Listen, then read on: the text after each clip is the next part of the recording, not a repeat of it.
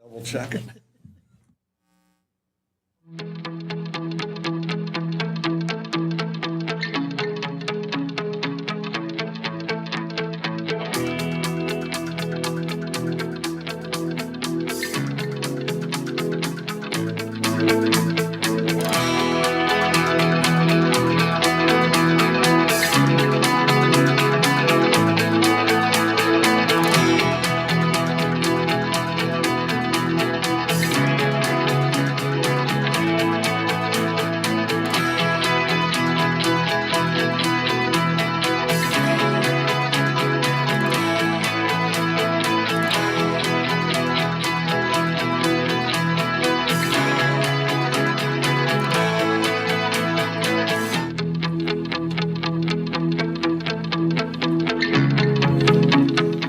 Good afternoon, everyone, and welcome to the Budget and Finance Committee meeting for the City of Franklin. It's Thursday, February the 8th. I will begin the meeting with a roll call vote. Alderman Peterson, how do you vote? Here. Alderman Potts, how do you vote? Present. Chair votes present, and Alderman Baggett is not present. So we'll continue on. Is there any comments from any citizens on any items not or that are on the agenda? If they are, I don't see any. So let's go to the changes. Let's see. Are there any motions? I'm sorry. Are there any motions regarding changes to the agenda? If not, then I'll entertain a motion to set the agenda as submitted.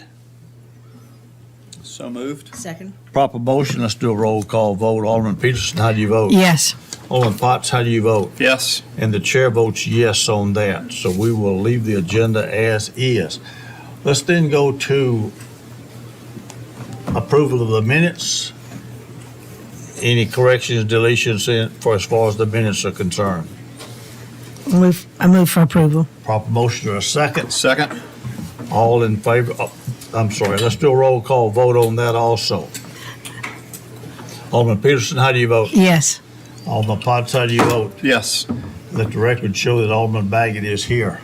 How do you vote? Yes. And the chair votes yes on the minutes. Okay, let's go then to new business. And this is part of our budget presentation. All the department heads have a chance to present their budgets to the committee. We will begin that with a public safety. If y'all want to come up, I'm going to turn this over to Michael. He has some comments that he wants. Eric? I'll kick it off and hand it Okay. off to Michael. We're starting with the police department, so as they come up, as you referenced, we're starting the department presentations. This is something we've done for many years now. The departments have an opportunity to share with you sort of an update of where they are, but more importantly, what they're recommending going forward for the fiscal 25 budget. And it is that opportunity for you to hear straight from them. And so we'll have these sessions through the next few months as each department comes before you, shares information with you, talks about what their key priorities are moving into this budget process. As we did last year, we will add sort of a meeting near the end of this process in April to get some direct feedback from you after you've heard from everybody. That's still in place, and that helps shape what I will ultimately submit to you as a recommended budget from the city administrator in the first part of May, and that then you will work through in May and June to approve the new fiscal 25 budget effective July 1, 2024. So Michael wants to, I think, will give us some context of this process and how we move forward and what is in our budget assumptions at this stage and how we will go on. So take it away, Michael. Thank you, Eric. Good afternoon. Michael Walters-Young, your Budget and Strategic Innovation Manager. At the handout at your places and on the screen, I just wanted to kind of level set what we're going to be talking about for the next 2 months of your meetings. And that, of course, is the City of Franklin budget. It consists of 22 departments and divisions as it's currently constituted. There are 16 budgeted funds within the city. And what we've done last year, and we're continuing this year, is rather than do every department with an individual presentation, you're going to be seeing a chance for every department to, of course, present their budgets to you, but in the context of 5 areas. We call them program areas. Today, you will hear budgets that pertain to the governance and management program area and the public safety program area. The other three areas will be covered in later meetings. Standard assumptions for the fiscal 25 budget. I just wanted to take a moment and explain those. Keep in mind, as has been our standard practice, there are no wage increases within the budgets that you are reviewing. There is an amount that is budgeted elsewhere, general expenses and water management and the general fund, where those wage allocations are. When we determine and the city administrator recommends a level of appropriation and funding to you, that recommendation, whatever it will be included in there. And then in the first budget amendment, usually beginning in August, we will transfer those funds out so that they are within these budgets when you start the 26 budget consideration process. We are increasing overtime because the relative amount of COLA and merit increases last year was close to 5%. And so obviously we need to keep pace with higher wages. When overtime is based on those, that amount needs to go up. We have a standard 10% increase that we budget for healthcare premiums and closed pension contributions. And then basically everything else, dental, vision, the open or TCS contributions, workers' compensation, property and liability insurance, and interfund liabilities are all 5 to 7.5%. Primarily 5 is the base. It's the TCRS amount that is actually higher in the over 7%. All of these will be refined later in the spring, of course, once the city administrator submits his recommended budget. And speaking of interfund reimbursements, this is a question that usually comes up and will the moment we get to the law department budget in a little while, so I thought I'd just get it out of the way. We use an accounting exercise called indirect cost allocation to charge services that are provided by general fund departments to the appropriate funds who receive those departments. In this case, the operational funds where people are budgeted that include water management, sanitation, and stormwater. And what it is an exercise to account for the relative level of time spent by administration, by finance, by budget, by HR, et cetera, that provides time for those departments. If we didn't do this, then in theory, the water management department would have to have its own administrator, its own HR department, its own payroll processing. And so it saves a lot of money overall in those cost allocation centers to do this. The departments that receive reimbursement are on the screen. There are 10 of them. I won't read them all to you, but they comprise a majority of the general fund departments. Currently, we assess a 20% amount of gross costs.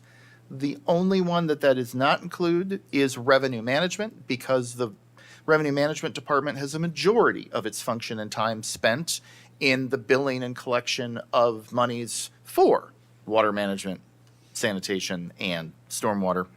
And it shows up in the budgets, and this is usually the key question, as a negative offset in each of these 10 departments. So you may very well see a general fund department that has a negative amount of operations being budgeted. Keep in mind that's a result of this charge, whereas in reality, and we've tried to identify that on the screen, that the gross cost, of course, is somewhere in the several hundreds of thousands of dollars. Any questions on general assumptions or that calculation? Any questions? With that, we will start with the public safety program area and the police department. All right, thank you, Michael. Mayor Moore, members of the Budget and Finance Committee, Mr. Stuckey, and other members of the city that are here today. You each, I believe, have copies of our performance measures, our strategic plan measures, staffing by position, operating budget, and the department's mission statement. So I won't repeat that, but I just want to say at first that I'm really honored to represent the dedicated men and women of the Franklin Police Department. I want to thank each of you all for your continued support of us. It means a great deal. We interview candidates who are police officers in other cities, and they tell us about sort of the lack of support that they have, so we know how blessed we are. So thank you. With me today, our fiscal manager here beside me. This is her first time to this rodeo, so give her some grace. It's Tina Trujillo. Beside her is Deputy Chief J.P. Taylor, and beside him is Deputy Chief Scott Butler. And a few of my friends back here are also present. Several of them. I want to give you, at first, a quick snapshot regarding the work of the Franklin Police Department. I always don't know what you know, so I want to highlight a few things because I think that's important. Officers responded to over 66,000 incidents last year, and they made 1,389 arrests. The top offenses were simple assault, drug and narcotic violations, and there were 248 DUI arrests. During the Thanksgiving and Christmas holidays, the Franklin Police Department's Flex team worked the Not in Our Mall. And that word has gotten out big time because we saw a significant difference in the number of people who were hell-bent on coming to Franklin and stealing than we have in the past. So for that, we're also grateful.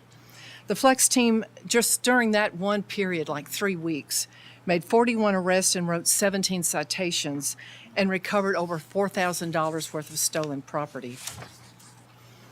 Officers worked 40 highly attended special events last year. Of course, the 3 top ones were Pilgrimage, Dickens of a Christmas, and Pumpkin Fest, all things that people love to come to Franklin and enjoy.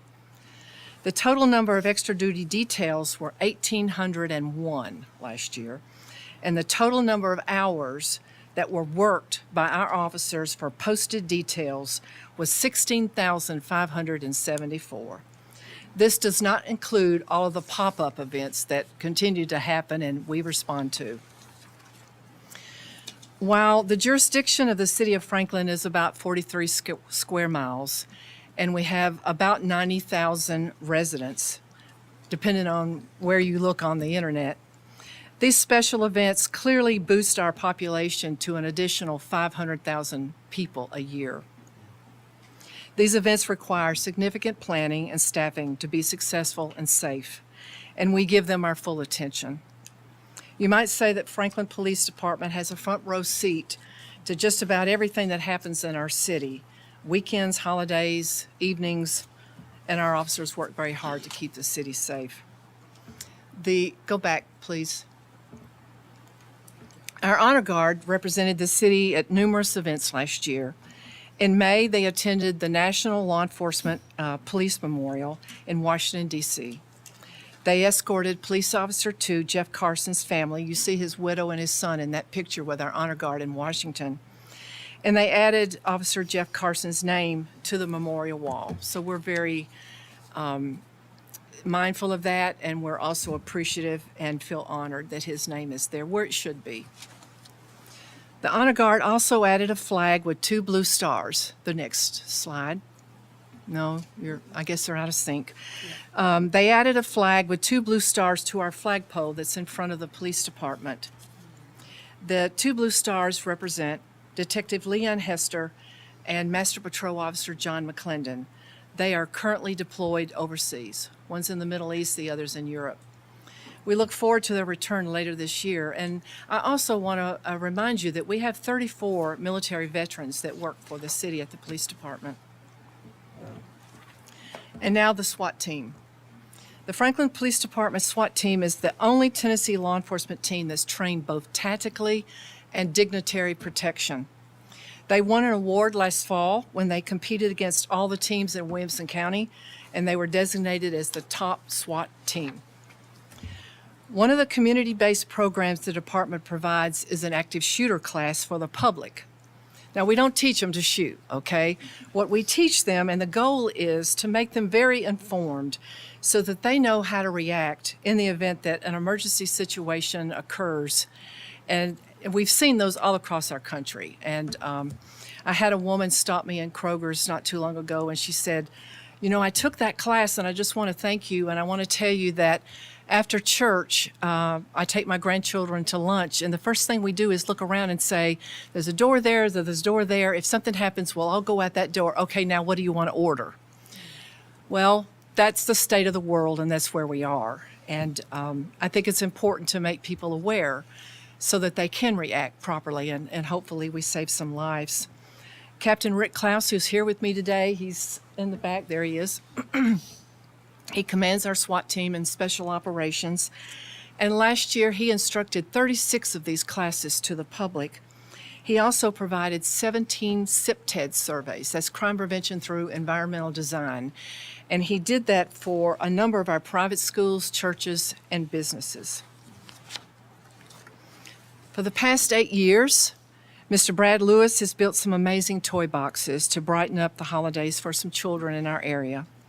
The citizens of Franklin have helped us fill these toy boxes, and for that I want to say a huge thanks to them.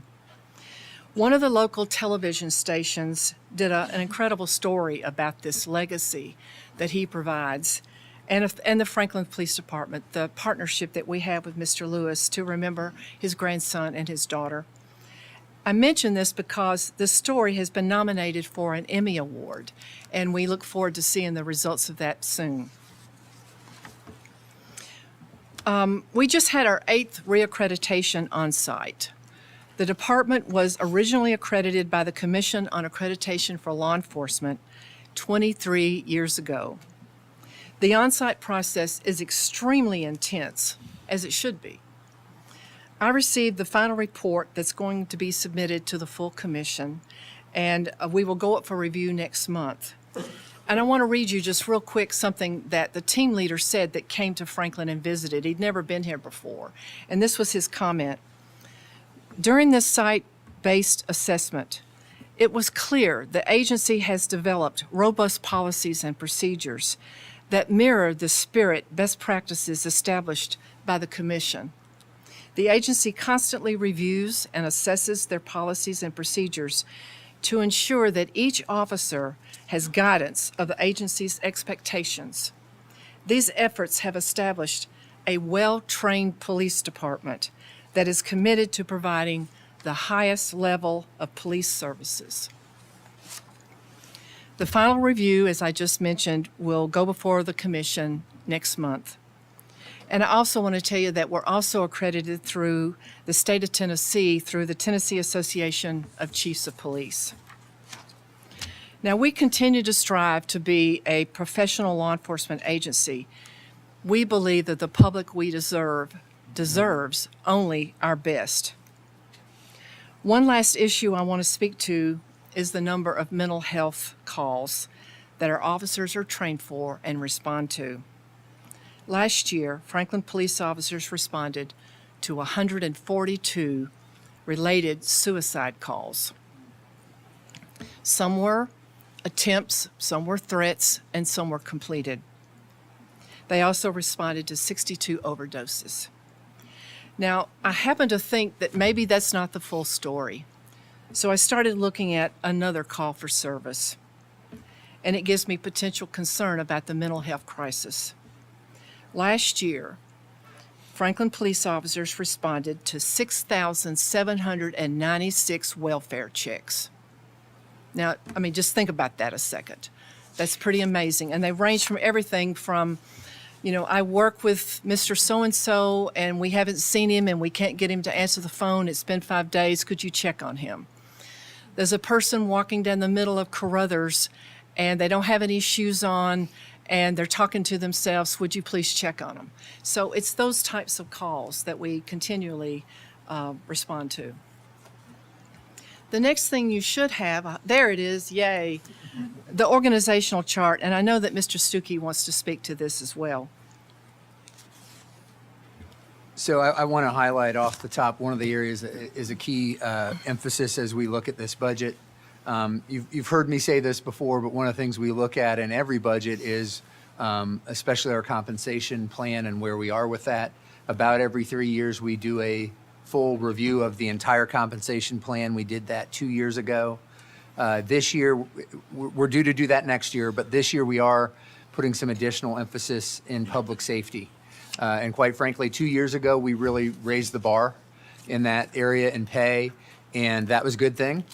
But other competing agencies, employers have worked hard to catch up with us, and some of them have even surpassed us. So we need to take a hard look at that, and we are doing that now. We have enlisted our consultant to help us, who does extensive work in the region already, to bring data to the table to help us understand where we are and looking at the region overall, our competitive position. Just generally, we are in a very, very tight labor market. Franklin has consistently been the lowest unemployment city in the state of Tennessee when we look at the reports from the labor reports that we receive.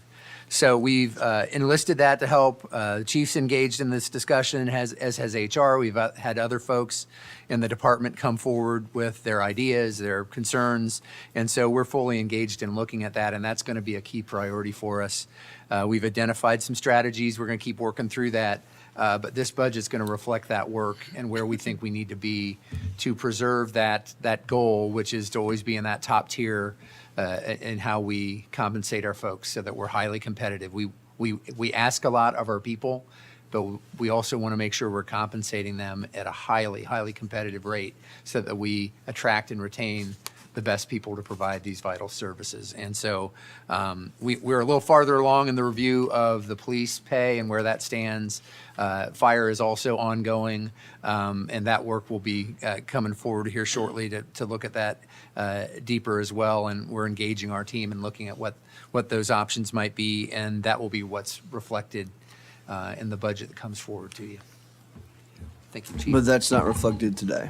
No, and In no, the- in no the- in wages this are line. in anything at Okay. this stage. That's It's a- right, that's It's right, sort of that's a baseline. That's right. And yeah, we'll be working on that. And, we'll continue to refine revenue estimates and these other projections. Michael also referenced health insurance and pension, and those elements will also be refined. Right now, we're pretty conservative on those, so hopefully those come down a little bit, and we're a little, gives us a little bit of capacity, but that's going to be a major priority. It's probably not going to be a quick and easy one because, as you saw on the revenue numbers, our sales tax is hitting our estimates, but it's just hitting our estimates. The last couple of years, it's been surpassing it pretty significantly and gave us a sense of having some capacity beyond just sort of a budget to budget type projection. So that's our reality. It doesn't lessen this as a priority, but it's just part of what we'll work on, and that's part of what the recommended budget in May will reflect. And we have a lot of work to do between now and then, but this is a key priority, and I wanted to speak to it at this stage. Thank you, Mr. Stuckey. You should have the slide maybe of our base budget request. The budget submitted to you for your review and consideration represents the needs of the Franklin Police Department for the next fiscal year. The increases represented are related primarily, there are others, but specifically fuel cost, overtime, and an allowance for inflation, especially as it relates to our quartermaster. Uniform prices have really gone up. And also the basic issue equipment that we give every new officer and any replacement where things are torn or just need to be replaced. So I see my job as primarily to protect the ones who protect us. Officer safety and wellness will always be a high priority with me. The program enhancements listed in this document were generated from the following 4 sources. Suggestions from the department's engagement survey, recommendations from the department supervisors. I met one-on-one with every one of them, and these are requests that they feel strongly about. Our department multi-year plan, which we've worked on and submitted, and it's online for officers to look at and determine if they want to meet some of those goals and their personal goals. And finally, a review of the department's resources and best practices, particularly during our accreditation self-assessment. I'm going to present to you 16 program enhancements in this budget. I narrowed the requests down to the ones that replace outdated equipment, provide new equipment, or new positions that we need for a growing city. So here we go with the first one. An armored vehicle for the SWAT team.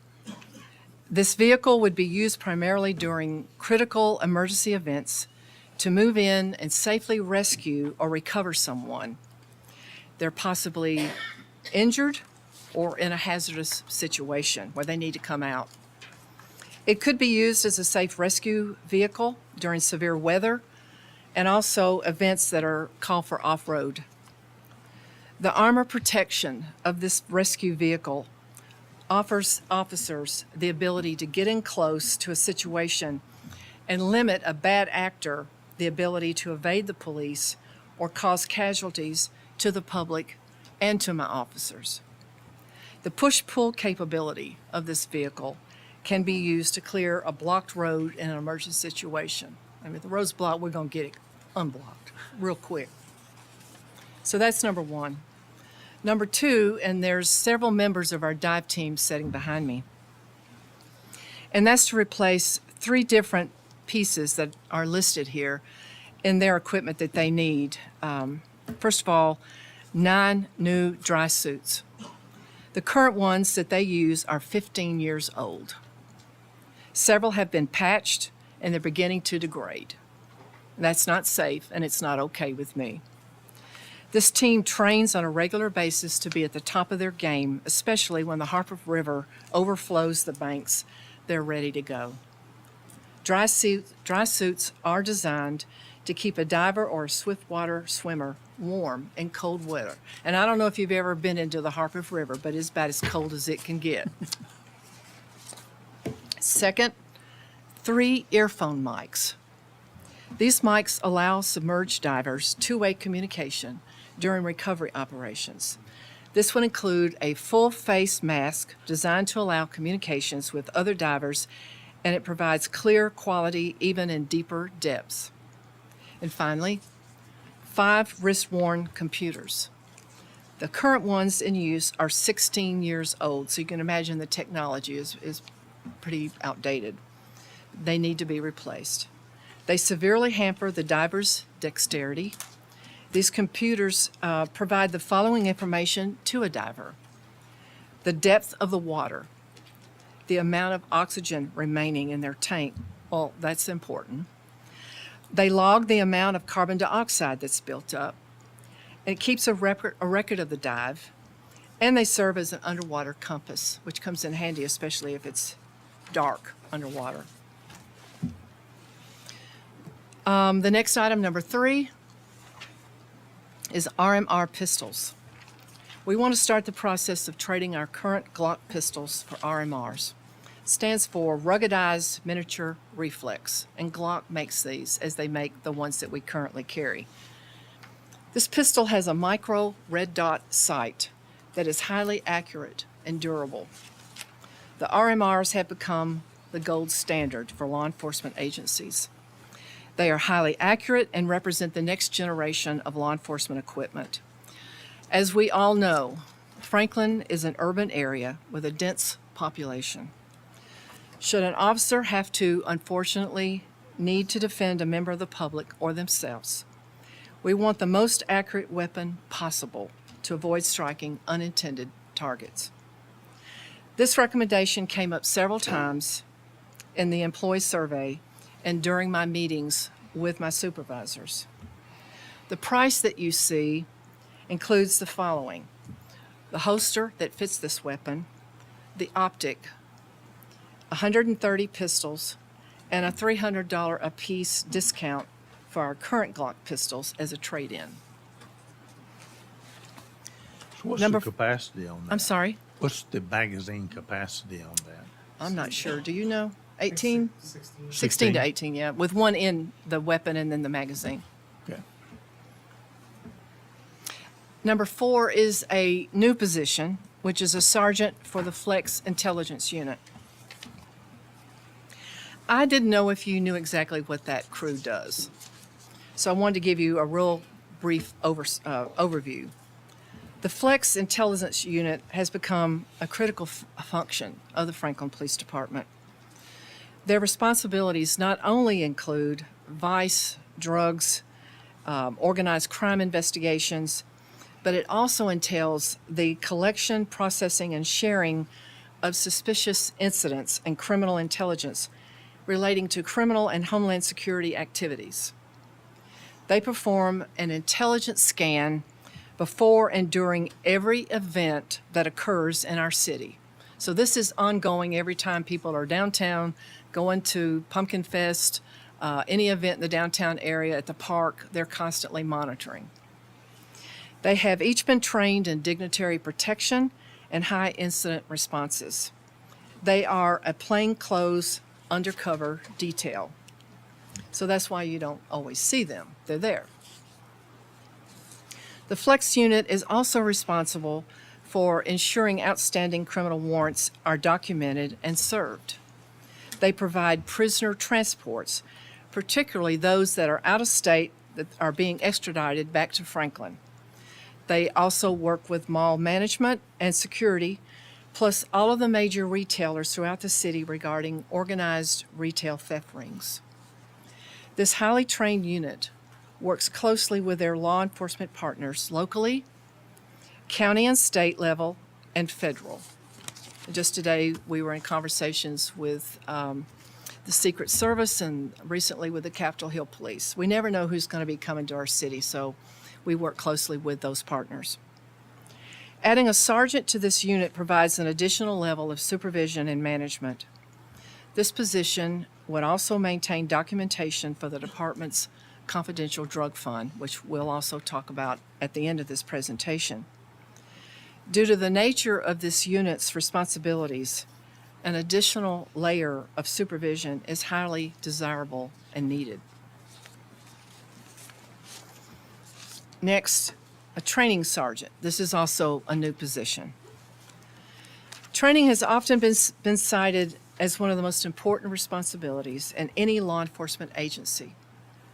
The amount of information that a police officer must amass on any given day, to me, is mind-boggling. There are new laws, general orders, announcements, requests from the public, new rules and regulations, intelligence reports, legal bulletins, be on the lookout from different agencies, silver and amber alerts, and so much more. The profession is constantly changing. Well-trained officers are better prepared to act decisively and correctly in a broad array of circumstances. There are liability issues, as you might suspect, if you have someone who's not well-trained. When you do not have a well-trained police force, you end up in court. This is a request for a new sergeant position to be added to our training unit.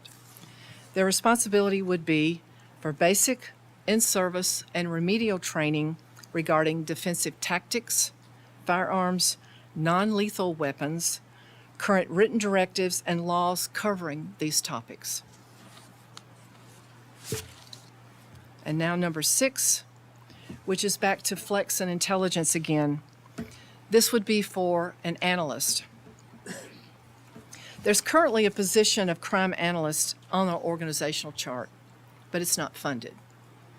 I would like to revive this position and add it to the Flex team. This would be a non-sworn position, which means it would not be a police officer. They would gather and analyze crime data using technology to conduct data mining, review open source intelligence resources, create intelligence briefings, and distribute them internally, and work directly with local, state, and federal intelligence groups in order to share real-time criminal information and homeland security briefings. We share information with other departments in our county, surrounding areas, and certainly our partners in Metro Nashville. We know that criminals don't care about county lines. They don't care about city limits. So we constantly work together to share information. The ability to search for this information and push it out quickly is no longer a luxury in this business. It's a necessity for the safety of the people we serve and for our officers. All right, number 7, motorcycles. Huh? Well, we'll think about it. Next year. We used to be a one-horse town. Now we're a one-horse town. No horse. This is for 2 motorcycles for our traffic unit. As you know, the motors are used during parades and school zones for directed traffic enforcement, special events, and community policing activities. Who doesn't love an officer on a motorcycle? For the past few years, the department has been leasing our motorcycles. That lease ends this month. We would prefer to purchase the motors outright, and here's why. The current lease agreement requires all upfitting of police equipment and identifiers, repairs, and preventive maintenance be done by the leasing dealership. We get new bikes each year, but often the model design changes. This requires an annual cost of upfitting all equipment, radio, lights, siren, markings, and other required police items to fit the new design. The traffic unit and their supervisors feel that we could probably get 5 to 8 years of use from purchased bikes instead of annually swapping and repeating the constant upfitting of identifiers and equipment and the high recurring cost. Over the life of the motor, it's felt that this would be more cost effective. So Chief, you're saying that the 40,000 that you got is a 5 or 6 or 7 year expense?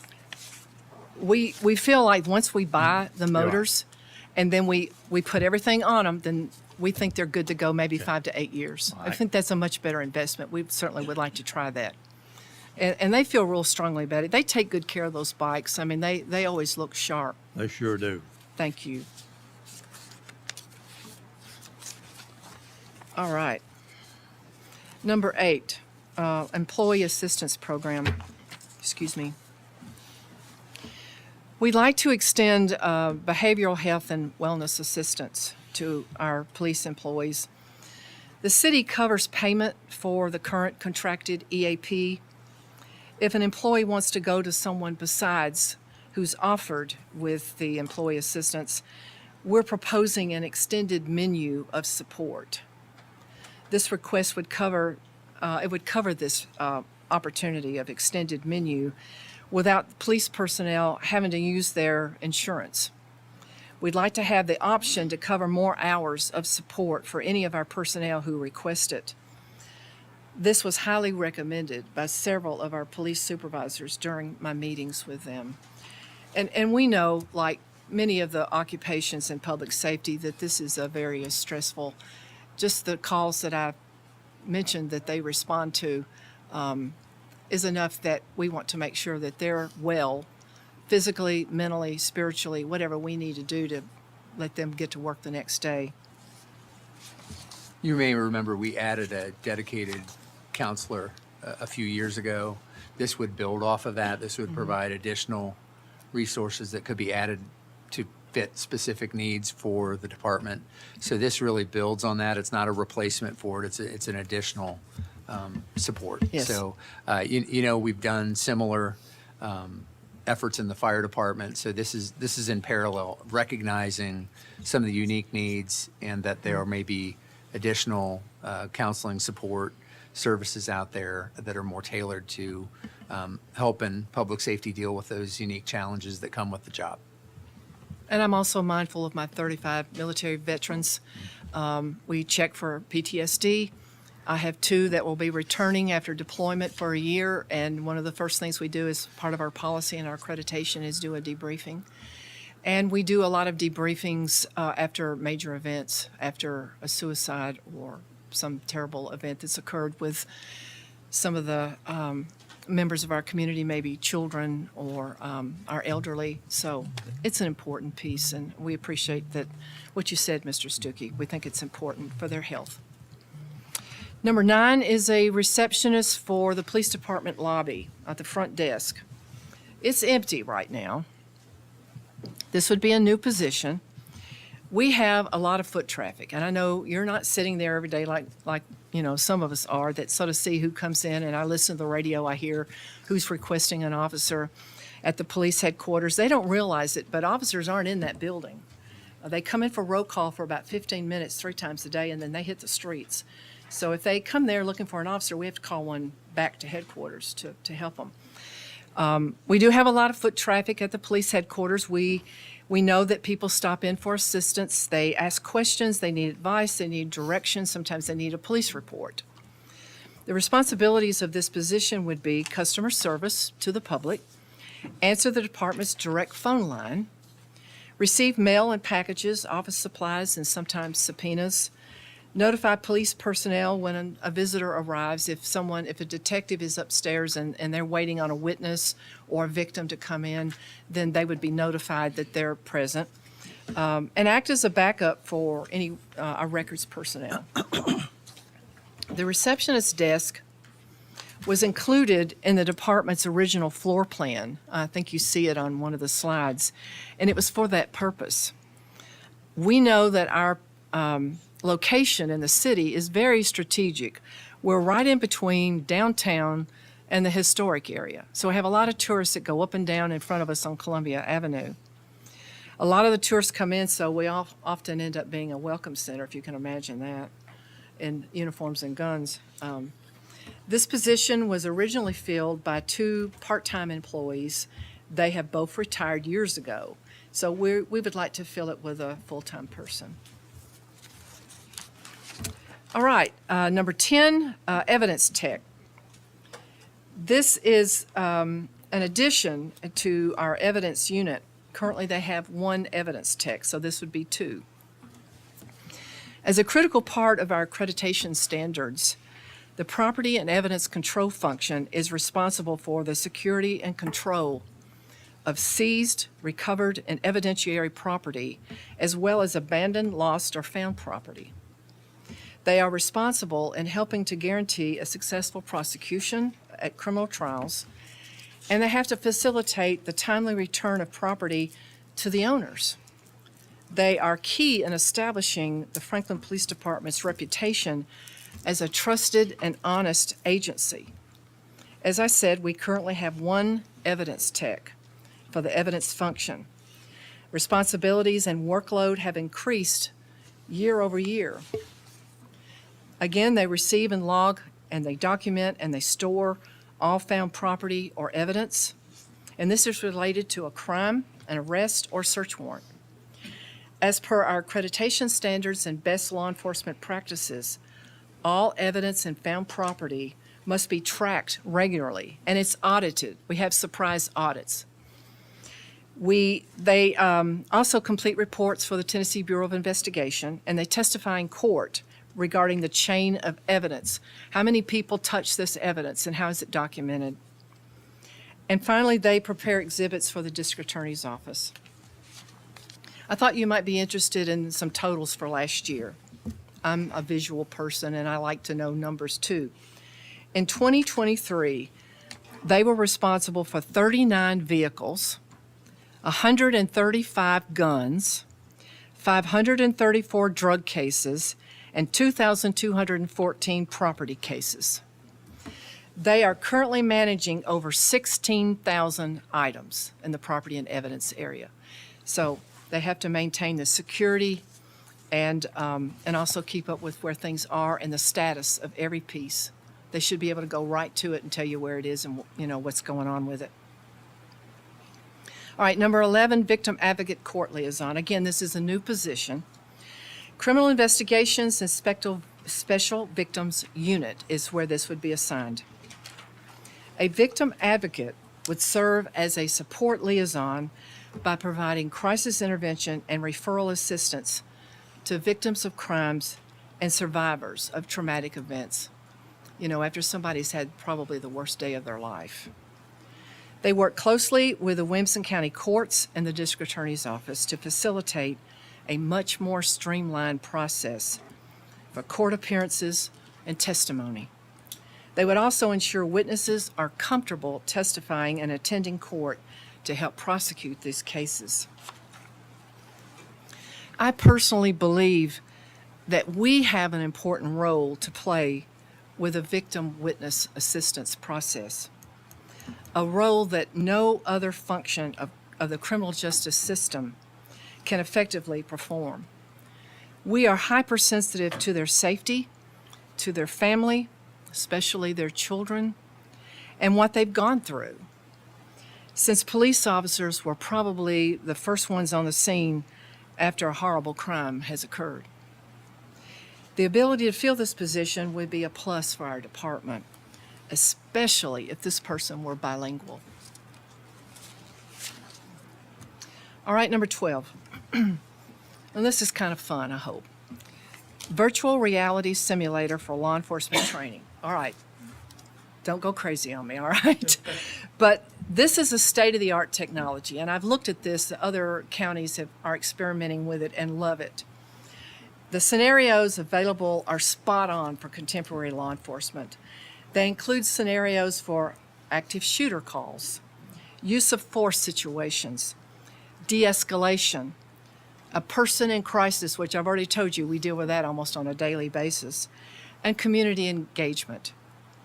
All of this would be done in a safe environment and closely evaluated by a senior trainer, police trainer. I believe this is how this generation of police officers learn. I mean, this is all they do. They've always got a phone or something in their face. They play these video games. This is what they are accustomed to. But in this case, it's realistic situations that allows us to view their confidence and their ability to deal with complex human issues in our society. All right, another position that would be added on to records. This is a senior records tech. We currently have one, and they are requesting a second one. The responsibilities would include training any new personnel for records, assisting the public via telephone calls, correspondence, emails, and so on, logging and facilitating subpoenas for police personnel, disseminating department mail, and other administrative tasks. Number 14, an ATV vehicle for our fleet unit. This would replace one that's 18 years old. Do we take care of our stuff or what? Okay, this is a John Deere, it's 18 years old. The police department uses this vehicle at major city events. They transport police officers from different posts. And you know, if you've ever been to any of the posts downtown or at Harlansdale, there's a lot of movement of officers. They might need to be relieved. Might need to change shifts and bring somebody new in, so they take them to that spot. They go around and give them water, refreshments, any supplies that they need, whatever's going on at that venue, but we'd like to replace that old funky ATV. And another ATV. This one is for SWAT and special operations.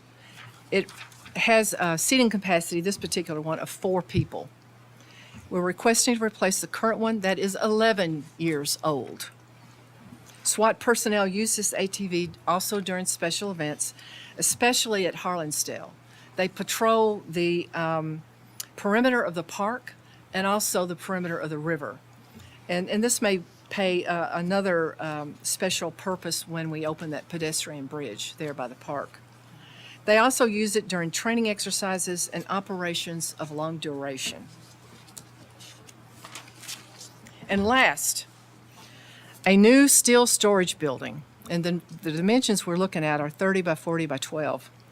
This building would be constructed where the police department's gun range is, which is off-site from our police headquarters, and it would provide secure storage for equipment and supplies. And that concludes my program enhancement request. Next is our drug fund, and you should have a summary there and our performance and strategic plan measures. The actual balance and then what's projected for 24 and 25.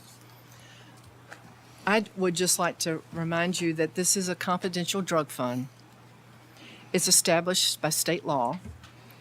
It provides law enforcement agency a special revenue account for confidential drug investigations.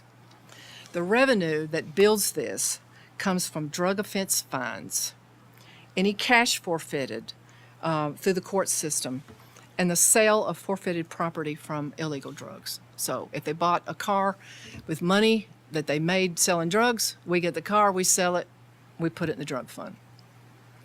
There are strict guidelines for the use of these funds, and both Tina and our supervisor in Flex Narcotics have both been trained by the state on the different guidelines. We follow them to the letter. I look at it too. We're keeping this budget status quo, and we will never spend more than we have in that fund. We don't make a lot of purchases. And now I know I have people chewing at my back here, so I will conclude. The Franklin Police Department, at least in my opinion, and I hope yours, is well respected for its training, policies and procedure, and selection of officers, and meeting stringent standards for both an international and state accreditation. We have a reputation for professionalism and a dedication to our duty and to our city. Dr. Stephen Covey wrote, "It has always been my firm belief that policing is one of the most noble professions." And I think it always has been and always will be. My vision for the near future of the Franklin Police Department has never faltered. It is to continue to plan and train for any and all crime trends so that we're ahead of it. To continue to work hard to recruit police officers that mirror our city and share our values. And I will continue to evaluate issues related to officer safety and wellness and implement whatever officers need to do their job effectively and safely, and most important, so that they go home to their families. I had a wife of an officer tell me one time that her favorite sound in the whole world was Velcro, because she knew her husband was home and safe. I will ensure the Franklin Police Department will always be looked upon with pride as an elite law enforcement agency that values the people we serve and each other. And that my officers will always walk into the building, and we actually have it over the door that says Franklin's Finest. I'm extremely proud of this department, or can't you tell? And I hope you are as well. Franklin is a great American city, and we intend to keep it that way. You can build it, people won't come unless it's safe.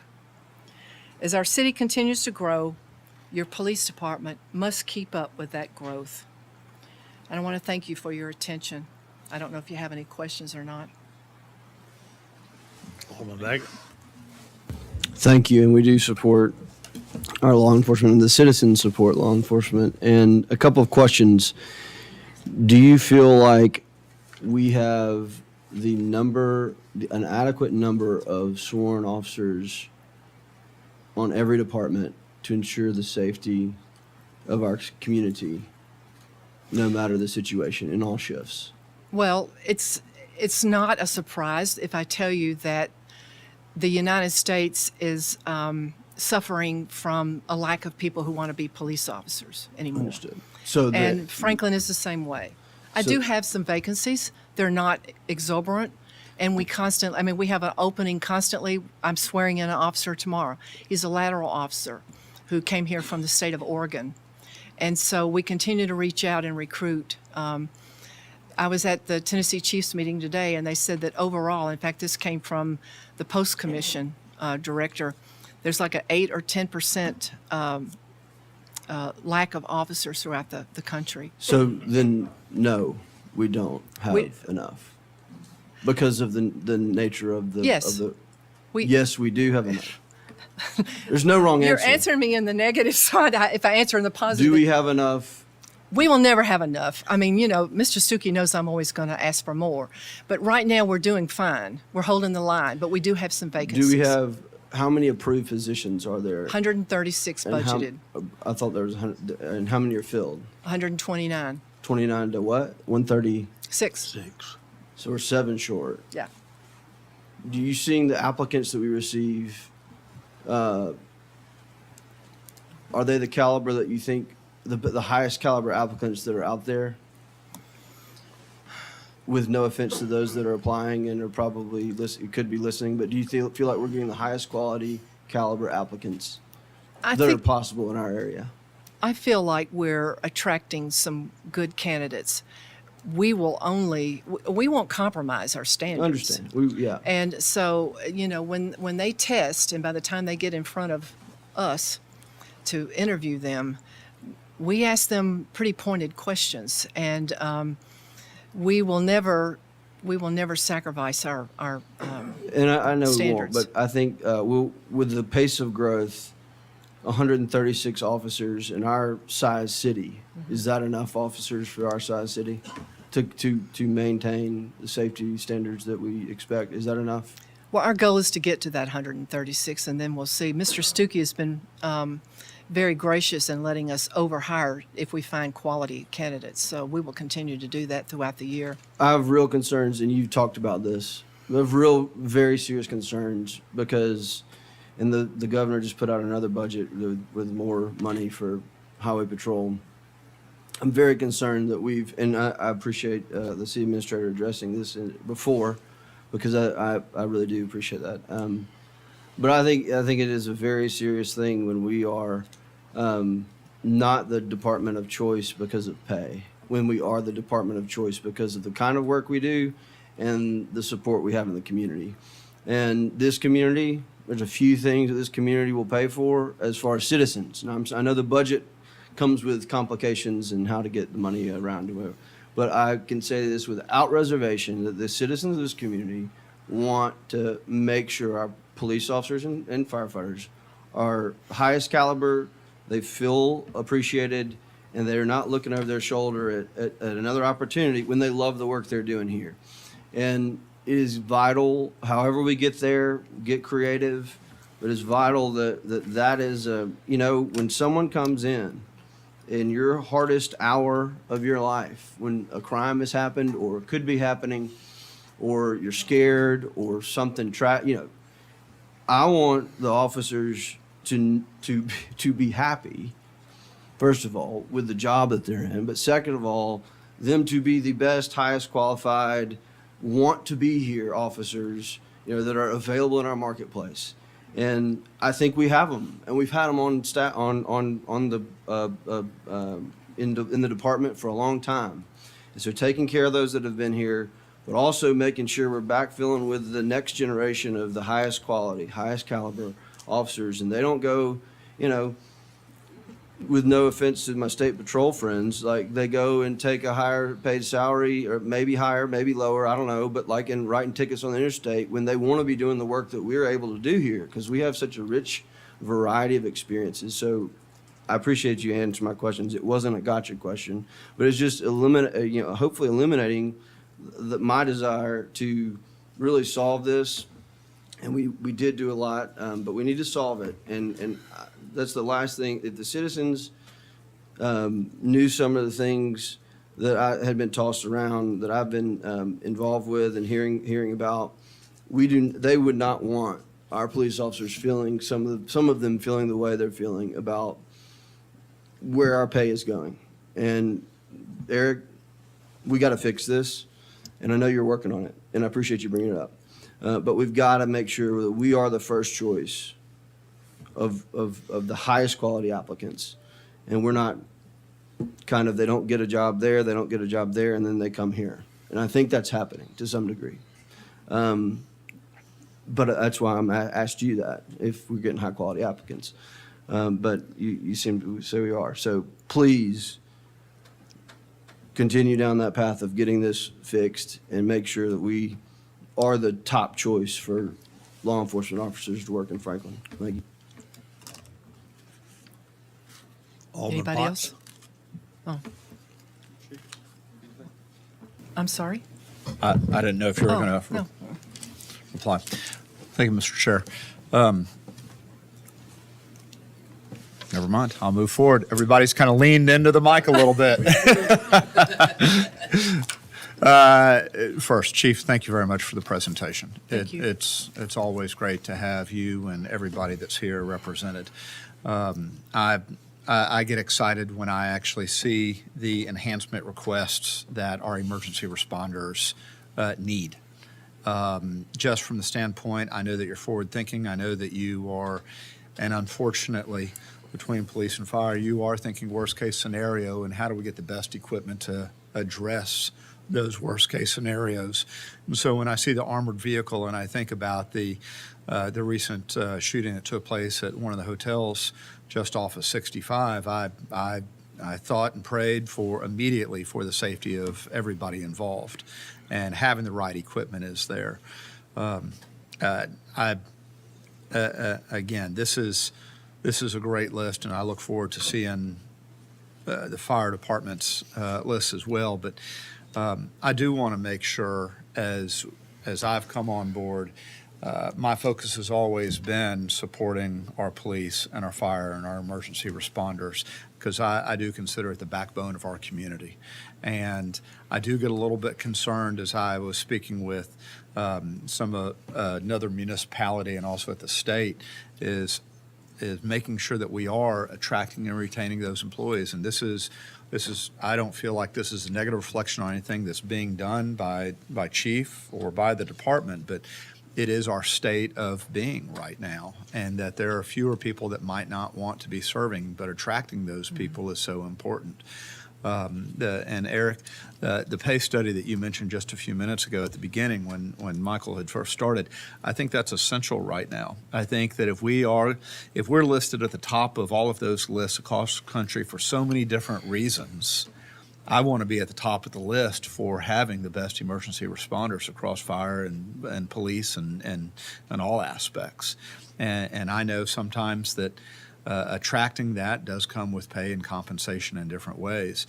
I know that when I spoke with fire, and we'll talk about this one later, is there was a gentleman who was driving from Mount Juliet all the way over to here, and he left us, which I consider us, again, top ISO rated organization. Again, we'll talk about fire later, but for pay to be closer to home.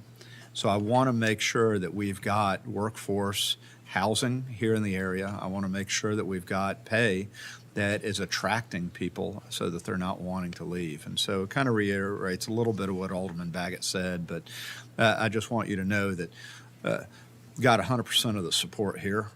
And we want to make sure that you have what you need to not only attract and fill these few remaining spots, but that we're looking towards the future and seeing how many more we need. Again, ratio of resident to how many thousands of residents it is to every single officer that's out there, and making sure that ratio as we continue to grow. And I guess again, selfishly look at Ward 3 and the growth that's taking place there and how many more police officers we need to help to expand that growing area. So Yeah. I really appreciate what you've said and what you've done. Thank you. I'd like you to know that we are working fast and furious along with Human Resources. We have 4 police officer trainees that are in the process of being post-certified through the state of Tennessee at Cleveland State right now as we speak. They're in week 3. They will graduate in April. We have one at the State Academy in Donaldson. He will graduate in March. In fact, I will be present to present an award from the Tennessee Chiefs Association. We have 2 new officers who are in field training right now with a Master Patrol officer. One is formerly a New Orleans police officer, and the other is former Brentwood police officer. So I hate that. But so we are working. I wouldn't want you to leave here thinking that course. we aren't, judging the people who come before us and picking the best and the brightest, because we do. And we do take advantage of the fact that they bring a lot of skill and experience from other places that we can capitalize on.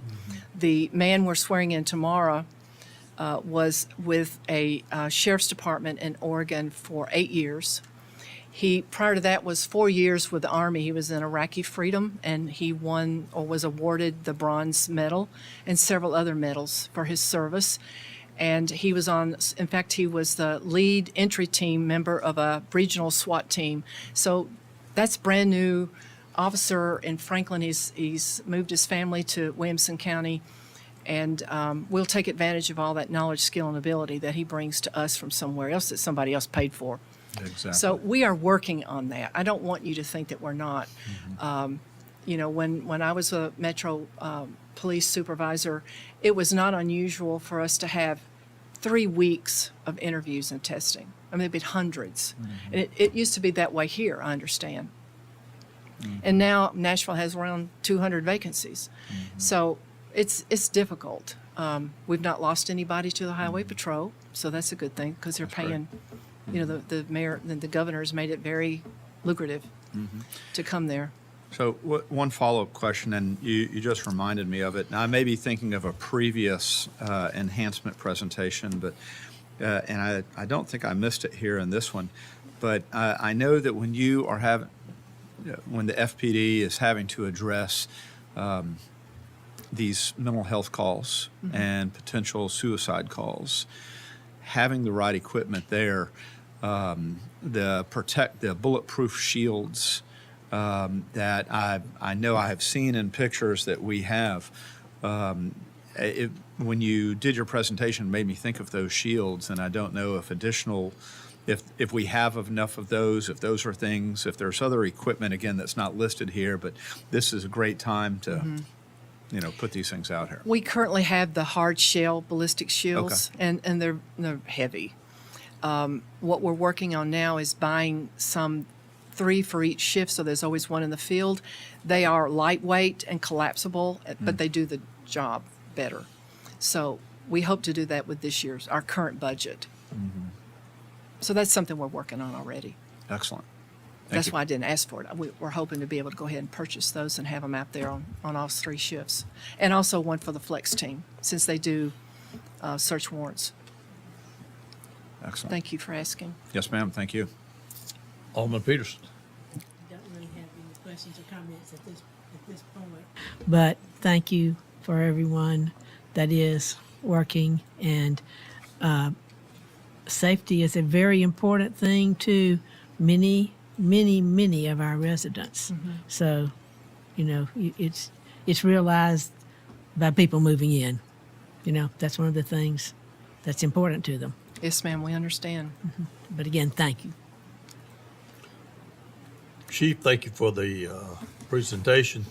I would say this, that hopefully you have seen the cooperation that we are experiencing from you. You've seen that from us also. So when you make a presentation like this, it's not just sitting and listening.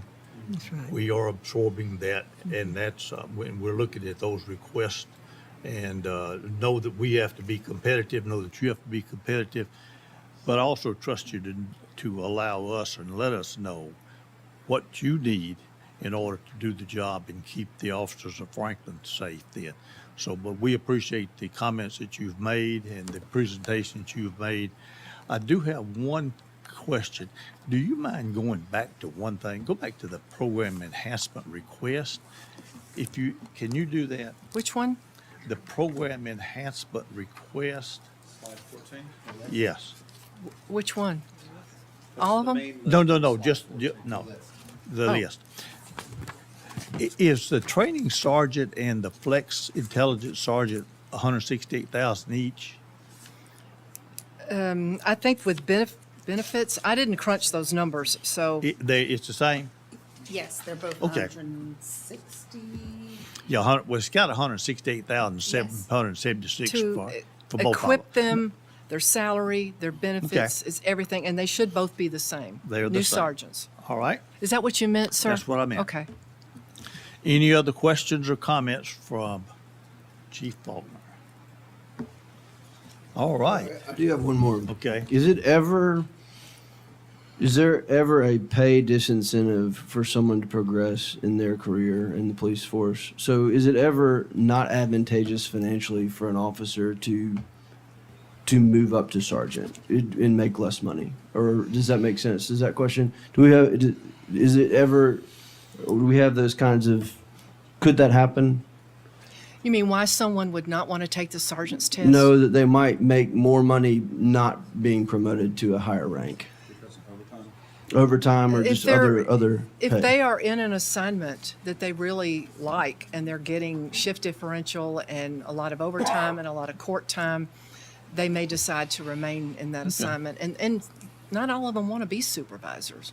It's a lot. Sure, I guess, and that just is another thing, we gotta just, and again, all these requests are great. Obviously, I think we would, definitely I would trust the city administrator to talk with you to get what are essential, what we absolutely need, and I trust that. But I keep going back to the compensation. I know you're looking at it. There's lots of issues that we need to take care of, and sorry for that last question. That was one thing that had been brought up to me, and I thought, it would seem like we would want to incentivize folks to progress in their Absolutely. career. I mean, I'll talk about the one I think very specifically that we're looking at that we've made some movement on in the past, but it's still an issue, is really the issue between sergeant and lieutenant. Because lieutenants are not eligible for overtime, sergeants are. And because of that, and we tried to have the pay grade difference, and we even start lieutenants deeper in the pay grade to try to offset that, but it does not appear to be sufficient. So that's one of the topics specifically we are looking at. So I want to emphasize everything you said we are working on. And I know you got to say it because that's part of the job too. But I just want we are very much focused on how important this is and the specific details related to it. What's the data tell us? The ideas and the stories we hear are important, but we also want to make sure it's anchored in what's really going on in the market and where are we. And that's why we moved up as aggressively as we did 2 years ago. And like I said, people have worked hard to catch up with us because it's extremely competitive in the labor market overall, but especially within law enforcement. And so we get that, and that's why it's got so much of our attention. And I hope this that is the helps. only, it does, and this Yeah. is the forum that I have to speak about it. Oh, absolutely. So, Yeah, no problem at all. I appreciate it. And I want you to know that we're listening. We definitely are. And I know Mr. Stuckey is too, because we've had a lot of conversations and we do have some issues we want to work through. We want to make it fair. And, to be a lieutenant, that is the career route if you want to run this police department someday. If you want to be a deputy chief, if you want to be a captain, if you want to be the chief of police someday, that is the career path. So we want to make it also lucrative for them to move up the organization, not just for them, but for their families. So we hear it, and we appreciate that you're listening. Thank you. All right, thank you. Appreciate your patience All and your right. and listening to us. Okay. Thank you. Thanks, Chief.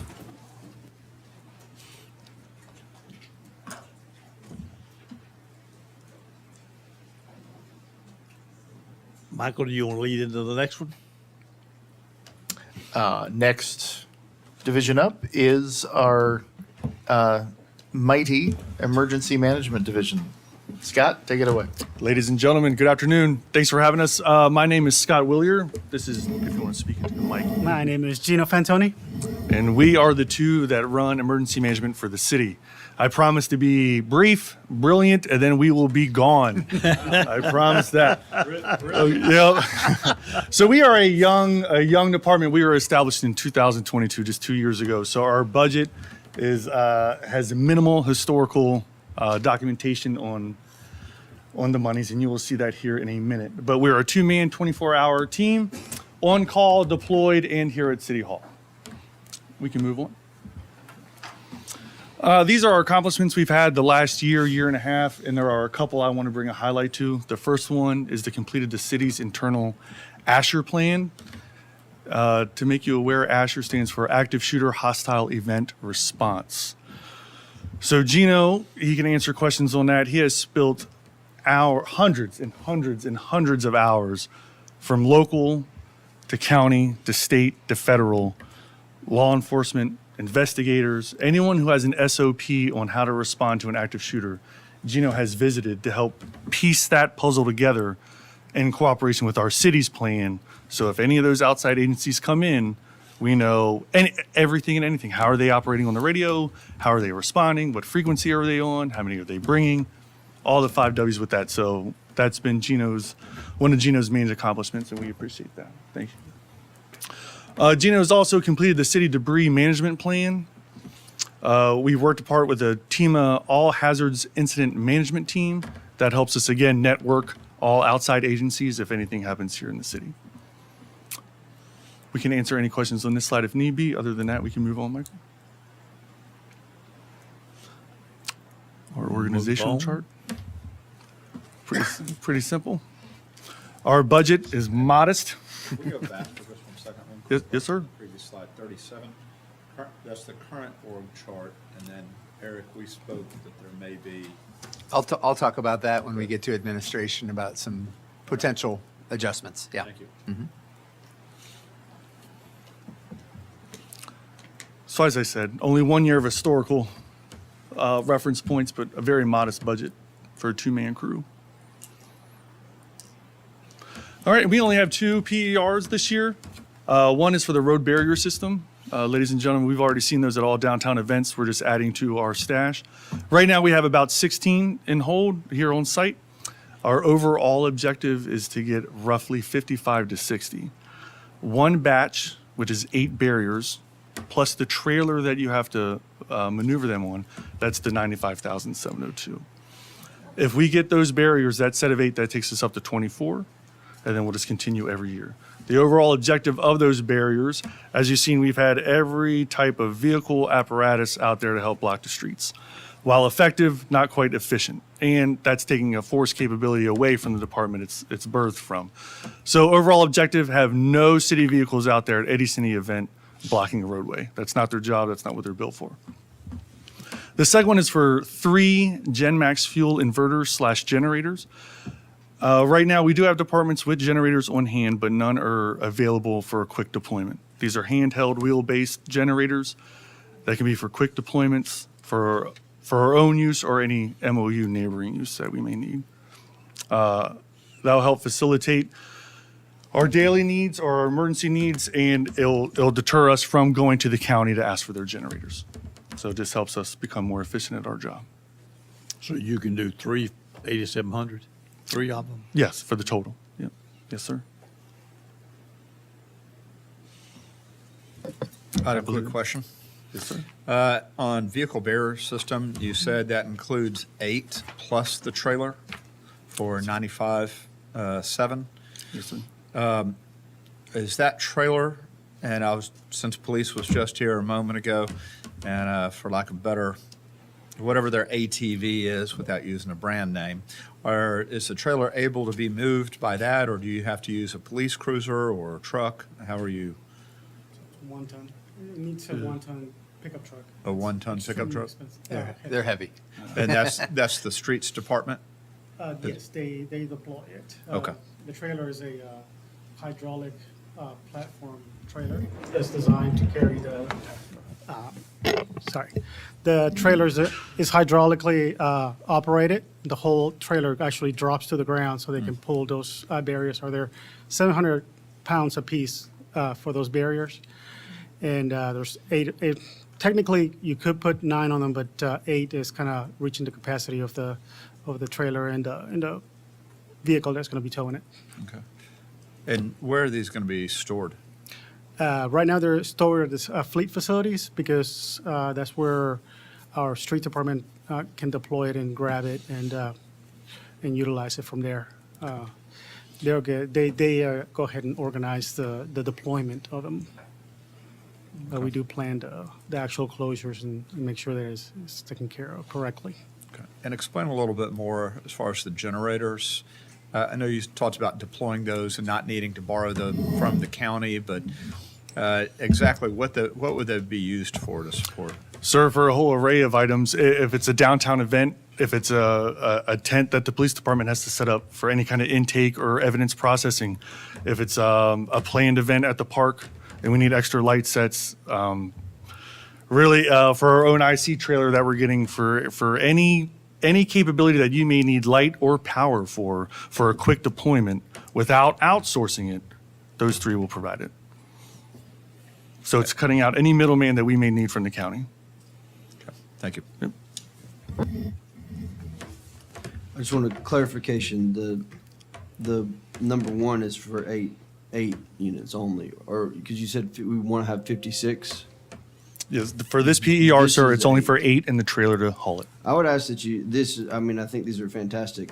I think as we look at like future requests, there are, I was down at the Vanderbilt Auburn football game and saw a third-party contractor that were actually bringing these things in because I had to get out of the way of them while they put them out because I was there for the Tiger Walk. But anyway, that's beside the point. The point is that maybe we don't need 56, maybe we need 30, and then for really Ramp big, up. large-scale events, we contract that out because for most all of them, I mean, maybe need 56 for just even the big events we have. I don't know.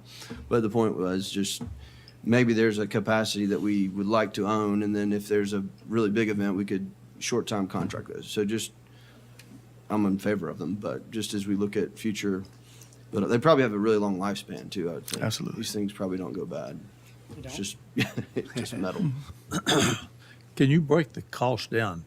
The trailer is one cost, the 8 units are the other. How much is the trailer then?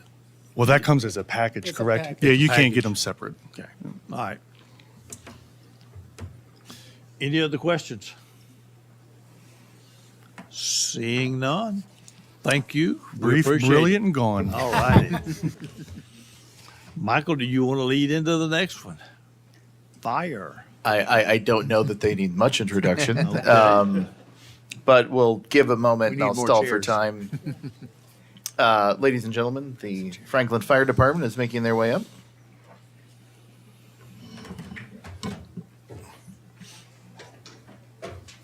You can make some more room.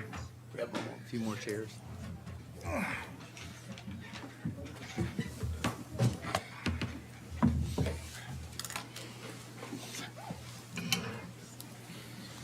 Good afternoon.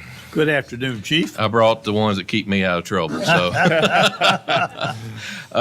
before we get started, I'd just like to recognize the team here. Okay. Miss Joanne Finn, she's our budget analyst. She's responsible for putting us all together, getting us all together, and keeping us all together. All right. She does a tremendous job. She's been painstakingly working on the budget since July 2nd of this last year. The Assistant Fire Chief, I Mr. don't Greg. doubt it.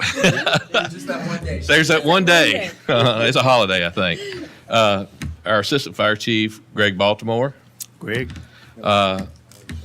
Engineer, Emily Nelms, who has done a great job with our behavioral health program, and you'll hear more about her. Battalion Chief Michael Pardue, who's over administration, and Deputy Chief Andrew King, who is Fire Marshal. And we will get started.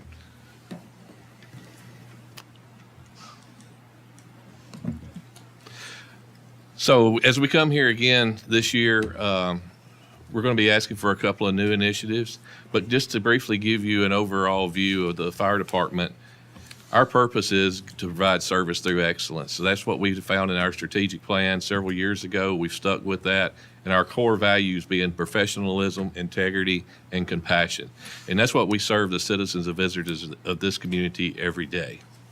If you look at in the last year, our calls for service were 11,266, with being a 4.1% increase of calls over the previous year.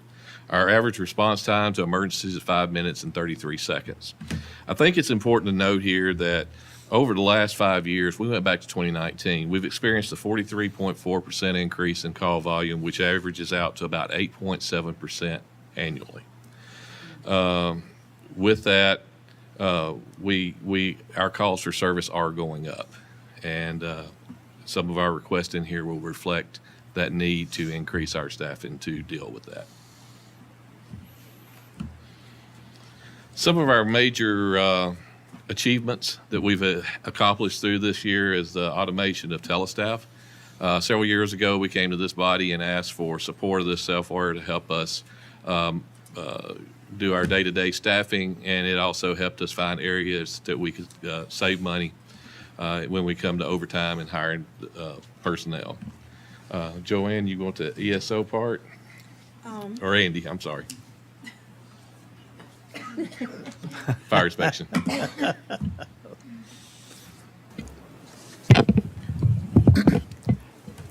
Just on the ESO part, I'm sorry. ESO is our record management software. Within the last year, 2 years, we've gone to ESO, and now we've also moved over our fire prevention existing inspections. All of our new construction work still happens through BNS, through our N4 software, but we have migrated one small piece of that, and it's worked out really well. Also, we came to you about getting our compressor. We're finally getting in, ready to be installed at Station 2. That's going to be a great help and complement our response times of being able to get our apparatus back in service after a fire where we utilize our bottles. We also were able to replace our LifePak 15s. If you remember last year, we were kind of on the bubble if we were going to have to go with a different brand or if we was going to be able to use the existing brand. We were able to use the existing brand, which gave us a pretty good cost savings. So we appreciate that. They are in service currently. Okay. All right.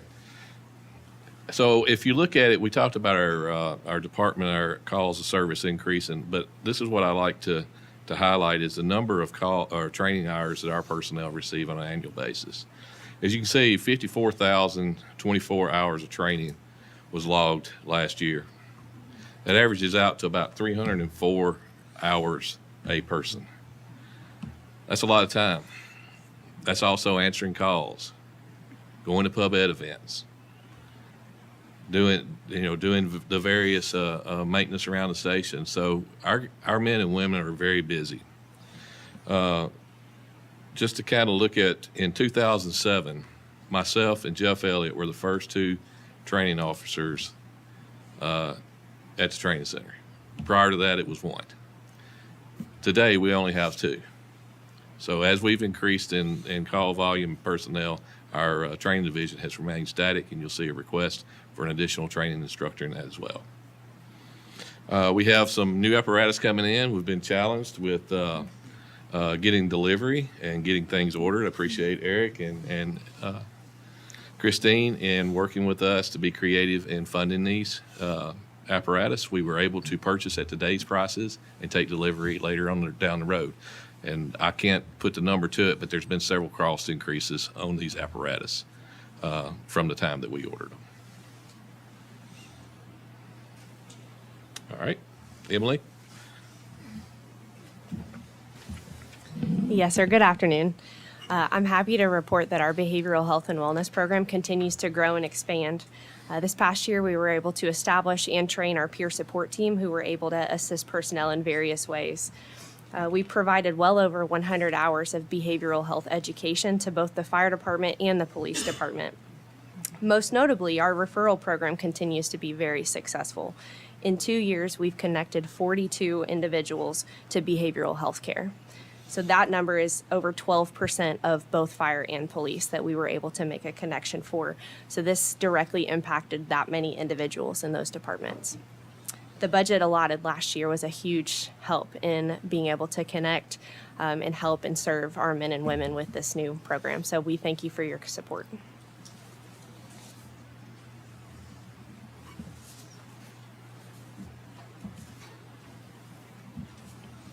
Okay. The next two slides involve fire prevention, and that deals primarily with both new and existing inspections of occupancies in buildings. And so within the last year, we had 1,845 total inspections. That's primarily done by 3 fire inspectors. If you remember from our Building and Neighborhood Services has reported that in 2023, we had $361 million in commercial construction projects during that year, that calendar year. And so that's the majority of our work there, is bringing on apartment buildings, office buildings, any of that new construction work that happens. One of the largest ones is right across from Lifetime Fitness, which is Harper's Apartments and also Legacy Apartments, which both have roughly 400 units each. Reflected in those are all the final 414 final life safety inspections, many above ceiling inspections, multiple trips out. The underground that serves the private fire line and fire sprinkler systems. And then I wanted to touch on the 353 existing business inspections. Clearly, new construction is a priority in the city of Franklin. We want to get it right the first time out the door and make sure it's right for a long time to come.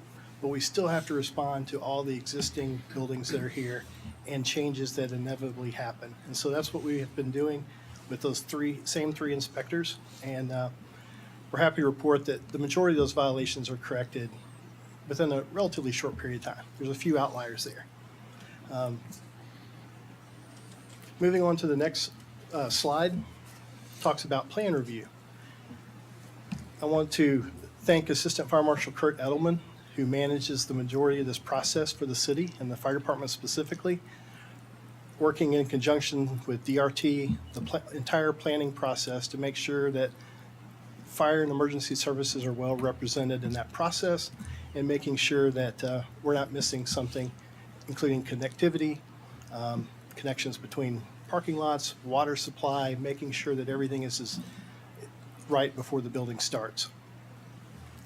So of those 2,500 or so plan reviews, the majority came in life safety reviews, which could be as simple as a tenant build out in a general office building, or it could be for the entire building. Those site plans is what I was just speaking about, which could be subdivisions, or commercial projects. We cross over on all of those. And then the balance of those fall out through special events, other courtesy inspections, unusual things that happen. I would also point out that we are thankful to have one overhire position currently. That person is learning from Assistant Fire Marshal Edelman how to do this role. We recognize that those duties are very important, and we recognize we have to have some redundancy within the system, and so we appreciate the support in that area. Chief? All righty. Next slide.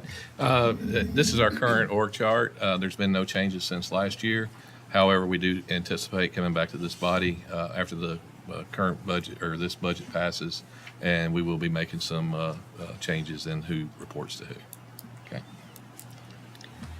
So for the FY24 base budget and personnel, we were at $22,897,085, and that includes all wages and benefits.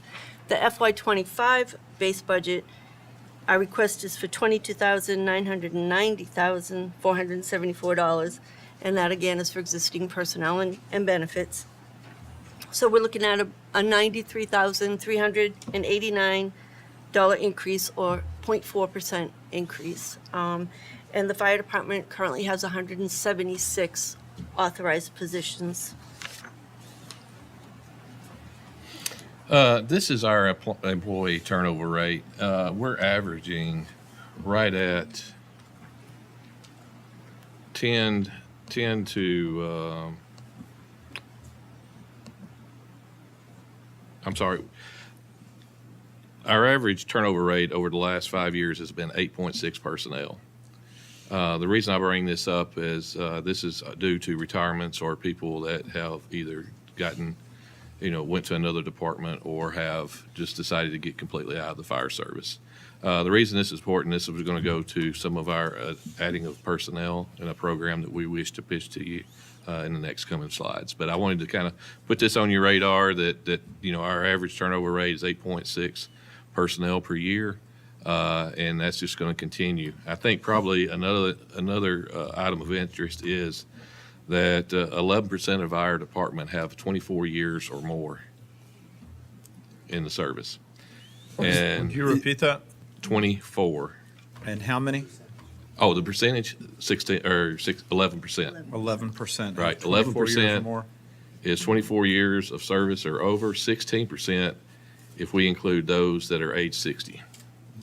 And a point of clarification that this says employee turnover rate, but you said 8.6 is the average number of employees turned over. Is this a rate? Is that a percentage rate, or is that the number of people who have turned over? The slide represents the actual number. Actual number. The 8.6 is a percentage. Percentage. Right, of the last 5 years. Can we, could you, not right now, but maybe I'd like to see this historical rate of turnover. Are you sure that's right? It's the number, not the percentage, right? This is the number of people that we've 8.6 lost. is the number of people. 8.6, yes. Not percentage. I'm sorry. Okay, gotcha. It's more like Right. 5%. Yeah, and that's Right. what, I'd like Right. to know the Yeah. rate.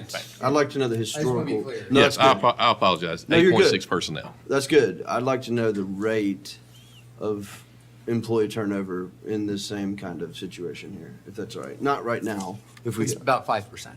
Right. That number equates to about 5%. With 176 total the personnel. 10 represents 5%. 8.6 is the average. And that's 8.6 5%. versus 176 authorized Yes. employees. I Probably guess a little less than 5%, actually. what I want to identify, I appreciate averages, but I want to identify if the rate is increasing or decreasing from 2012. That's what I'd like to, so the 5% average doesn't really help what I'm trying to figure out, which is the rate of turnover increasing or decreasing from 2012 to 2023. We don't have that data now, but I would We like to get see that. that. Thank you. Yeah. Oh, you Well, did? I'm it's sorry. increasing. Well, we You don't can see have- that from the chart. We're just giving you a relative percentage to the- Just because to it the total. increases on the chart Yeah. does not mean that the rate would be increasing because the underlying number of employees and how many total were in the department, the Yeah. rate could be different. So I Yeah. would, So it's really simple. We did some numbers, pre-COVID, 2017 to 2019, we had 24 in turnover. And after COVID, 2021 to 2023, we had 30 people for turnover. We didn't go all the way back to 2012.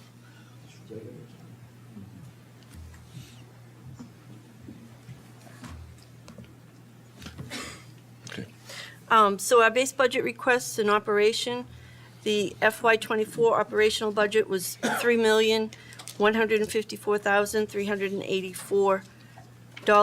In order to keep that pretty much on the same level, the FY25 request is a total of $3,274,776.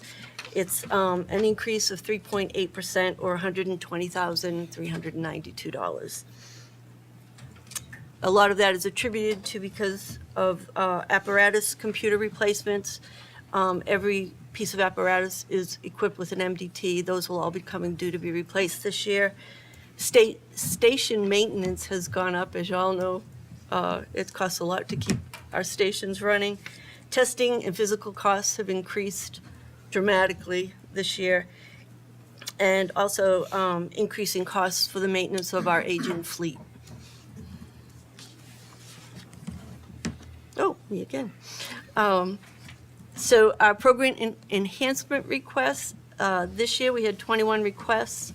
In the general fund, the total was $8,249,147 for a total of 17 requests. And then we had 2 requests from facilities of $1,432,659, making our total FY25 requests $9,681,807. You know, apparatus is a lot of money, so that's why those numbers are so big.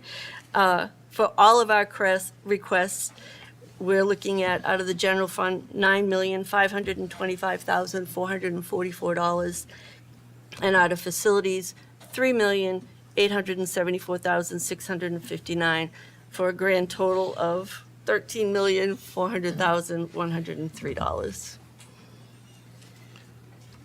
So we're going to get into breaking down some of our program enhancement requests. And this is a program that I'm very excited about, is the internship program. Our city leadership has been very good at helping us to move forward with this, partnering with the Williamson County School System, their EIC program, and Dr. Qualls. So we saw a need of how we're going to keep replacing our firefighters that are retiring and leaving. And as all the other fire departments and police, we got to recruit and retain. So we got creative. Some of y'all may have, I think some of y'all sitting here had went to another town where they had a program similar to this. But what we're looking to do is create an internship program where we capture these kids as they're graduating from school. Because what we're finding is we're losing them between the age of 18 and 21 because of our required age. Working with the school system in conjunction with our Explorer program, we feel like we can recruit and retain local talent. We're going to be working with the school system and Dr. Qualls in order to get out there of how they can become a firefighter, providing them that glide path. And that way we're going to be able to get some of our local talent, and they're going to be, we're going to capture them at a young age, and we're going to retain that interest, and then hopefully career employees after that.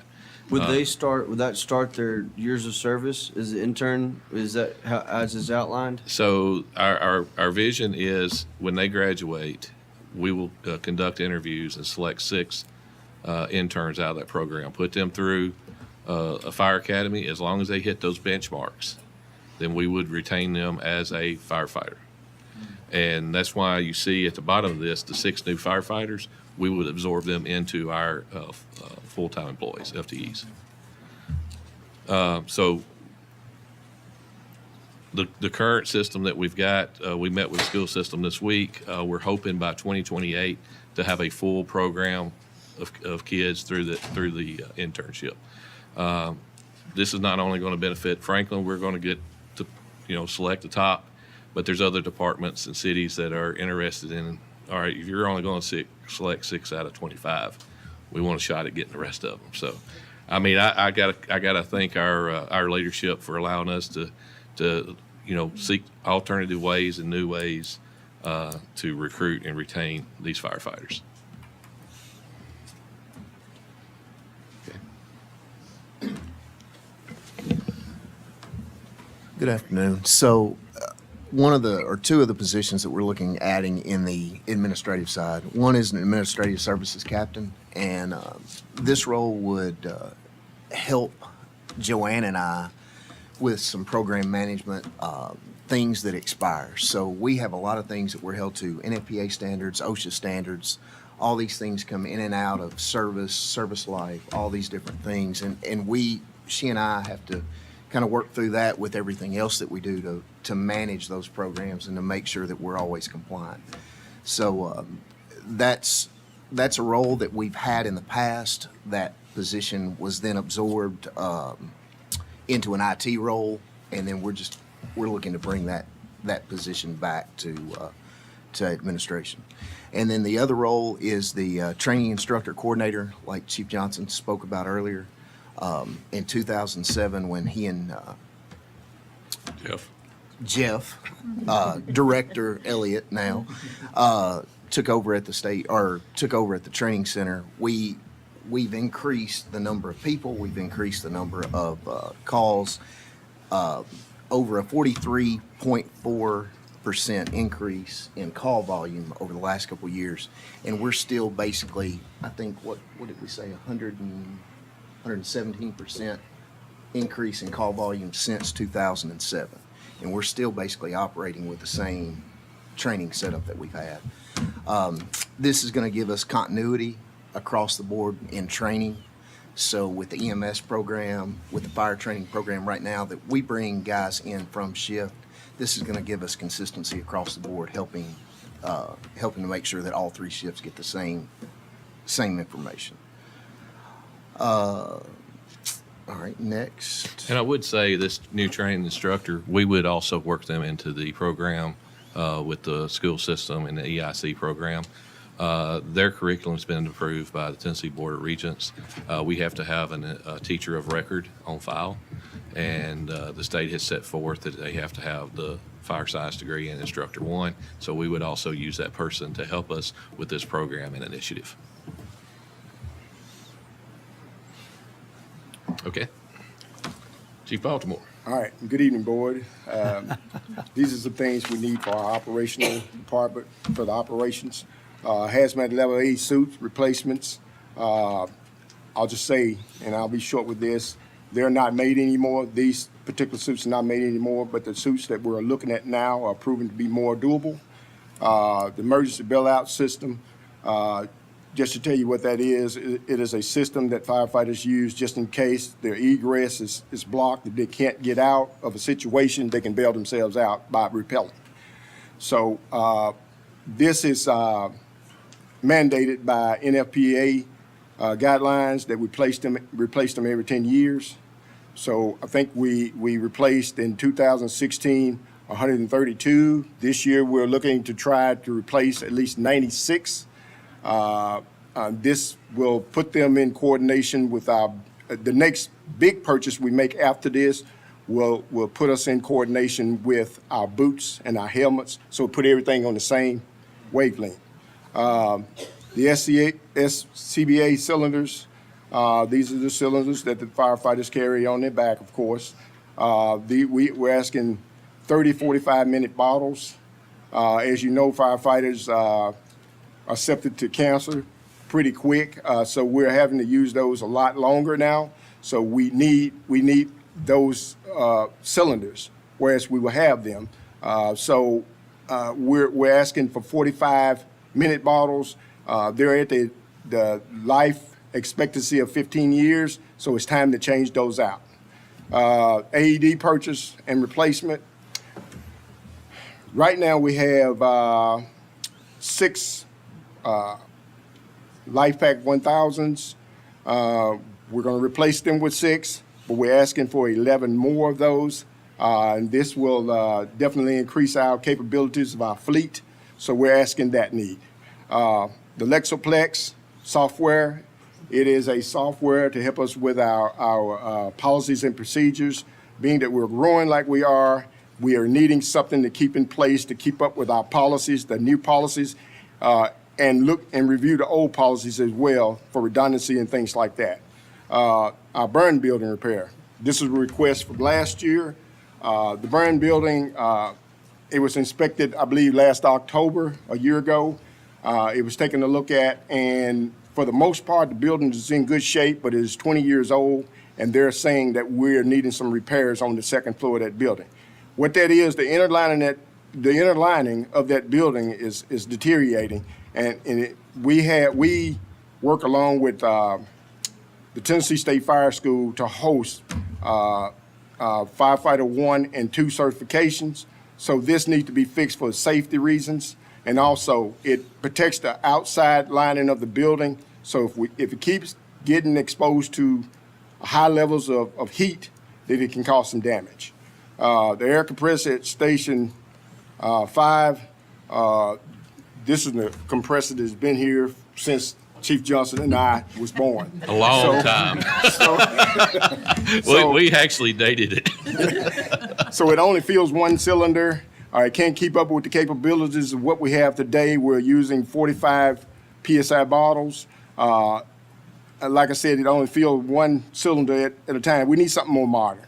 It's just bottom line. We need something that can fill bottles pretty quick because, like I said earlier, firefighters are accepted to getting cancer a lot quicker, and we're having to stay in air packs a lot longer. So we need to be able to rotate bottles out. So this is a real need that we actually need. So thank you.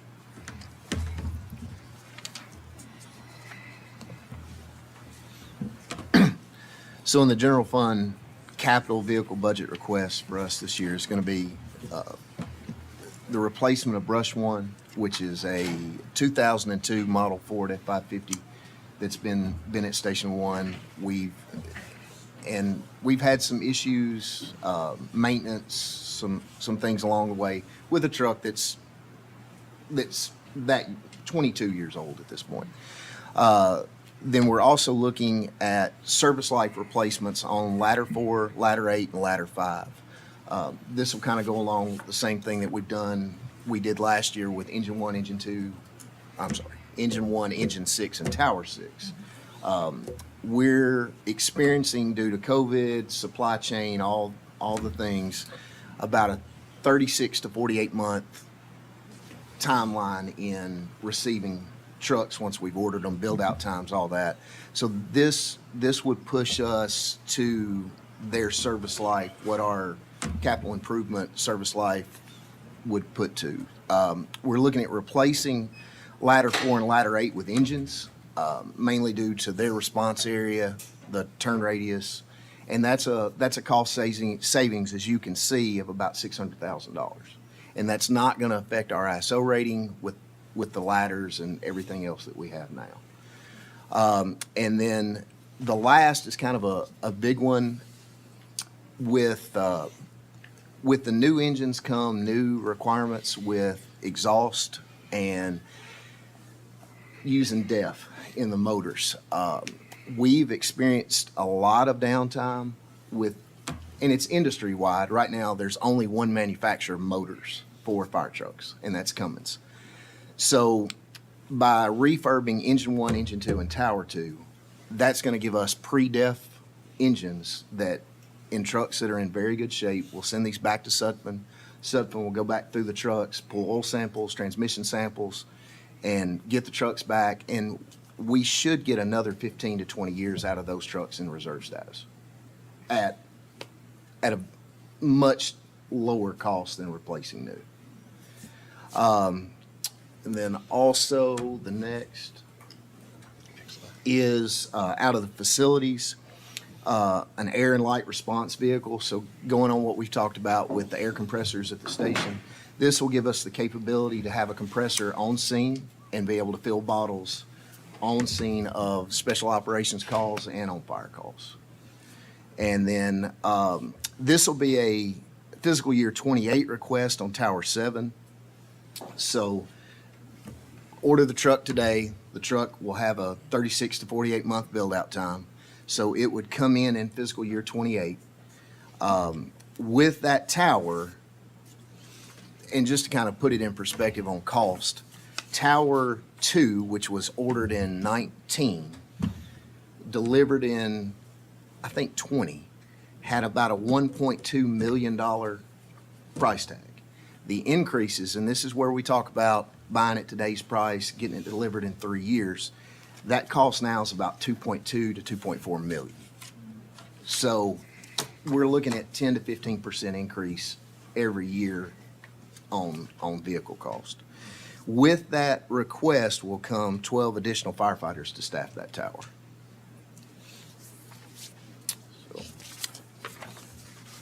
All right.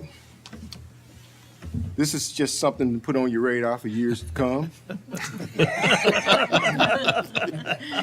Portable radio upgrades, probably estimate of $1.2 million. Expansion of the EMS division. Since 2007, we've had only one person in that division. And of course, 65% of our calls are medical calls. And so we're needing to expand, basically, that division. Add 3 fire safety officers, add a plan reviewer, Station 9, of course, strategically, whenever we get ready for that, we need to know that we have the support to be able to have Station 9, 12 operational staff, and PIO, community risk reduction. So this is something just to close it out with. Our goal is to provide our citizens and visitors with the highest level of service. And I can tell you the men and women of this department step up every day to the plate to provide that service. And, as being the fire chief of this community, we enjoy the working relationship with our other city team members because working together, we have been able to accomplish a lot. And we're always seeking new ways to work together. We appreciate all the support from our leadership, elected officials, as well as our city leadership. So I just like to say it's an honor to serve alongside these men and women and to serve this community. Thank you. Any questions or comments? Thank you. Go first. We did rock, paper, scissors last time. Patrick went first. All right, so first, Chief, everybody that's here, and those who are in the audience, thank you guys for all that you do 24/7, 365. I love living where I live in Maplewood, across from Station 2, and being able to hear the departure of any apparatus and everything that's going on. It just gives me a little bit of safety in my mind. So I appreciate everything that y'all do. I am excited to see a couple of things. One, I do want to remind our Budget and Finance Committee, as we reviewed last year, could you talk just briefly about the additional personnel that was added through the process that went to R2? Yes, I'd be happy to, and I who know I've that mentioned is, that to a couple who of that people. is and what that role is. Last year, we came to you asking for 9 additional personnel and 3 lieutenants on a heavy rescue truck. And we went through the exercise of explaining to this committee the importance of having an officer on that truck. A couple of weeks ago, we had a firefighter fall through the floor. The officer that this committee authorized in the budget saved another firefighter. That officer was able to go back, and I don't know how he pulled him out of that hole, but he was able to pull him out of that hole. And that just reinforced the importance of having that leadership on that rescue too. And we appreciate everybody's support in getting us there because I feel like it definitely made a difference. Absolutely. That was life-saving. And also the point that I wanted to remind our committee is that was a supervisor role. Correct. And had it not been, that individual not been in the supervisor role, they would have had to wait for an additional apparatus with a supervisor on it to come in and help to make calls. Well, they would have been Or had to- personnel there. I just don't think you'd have had the senior leadership to make those decisions. I mean, it was literally a split-second decision. That's what we needed to know. Right. Okay. All right. So thank you for sharing that, Thank you. reminding us of that, because it does, you can't put a price tag on that one. That's correct. I wanted to just go back to slide 52 for just a second. This is about the intern program. I know that I've spoken spoken with Chief, also with Chief Faulkner as well on the police side of this at length, as you shared another stat with us regarding the 11, was it 11% or 11 personnels have 24 years? 11%. 11%, and then 16% if you included the 60 plus. 60 plus, yes. And how we are trying to build that bench strength and get more personnel in place. And this was one of the programs that I am very excited to hear about. I think that there are individuals in all of our school systems that are looking for this type of a profession. And I can already in my head, having seen it at Centennial, when the kids go through and they announce where they're going, if they're going to enlist into one of our into one of our military services, or if they're going to college or whatever it might be, this is going to be one of those ceremony opportunities where we can recognize these young people moving into this type of a program. Yes. I think that's going to be a great move. I also think that this is a good move here as far as adding to personnel, and this kind of goes into some of my questions because I try to stay pretty tight on this. When we were talking about police, their current rate was, personnel count was 136, what they were allotted FTEs, but they only had 129. Chief was polite enough to walk us through how many they were adding and getting us to that 136 number. If y'all are authorized for 176 right now, are you at 176? Are you below it? Or are you? We're right at it. We actually have 4 new personnel starting February 26th. Okay. A fifth one will be starting shortly thereafter. Okay. So that's going to get us back to where we're almost at that 176. Unfortunately, we've had a resignation, so that's going to put us back down. Mm-hmm. We're anticipating a couple of retirements here in the next month or so. So by the time we get to where we need to be, we find ourselves slipping back. Yeah. And so the internship program, that's why we feel like that's taking a proactive approach to ensuring that we've got depth on the benches you referenced. And we know that we're going to have more than 6 vacancies on average a year. We're going to supplement that with laterals, like Chief Faulkner. We're going to bring that experience in. They will be able to mentor these younger firefighters. So it's not that we're just going to all one platform. We're going to use multiple platforms to ensure that we've got that depth that you reference. Okay. So one of the things that I also wanted to point out, and again, this is part for the public that is not here in the room, might be watching, is as I made reference to 24/7, 365, and these stations are running on shifts, and could be overtime, there could also be pay differential.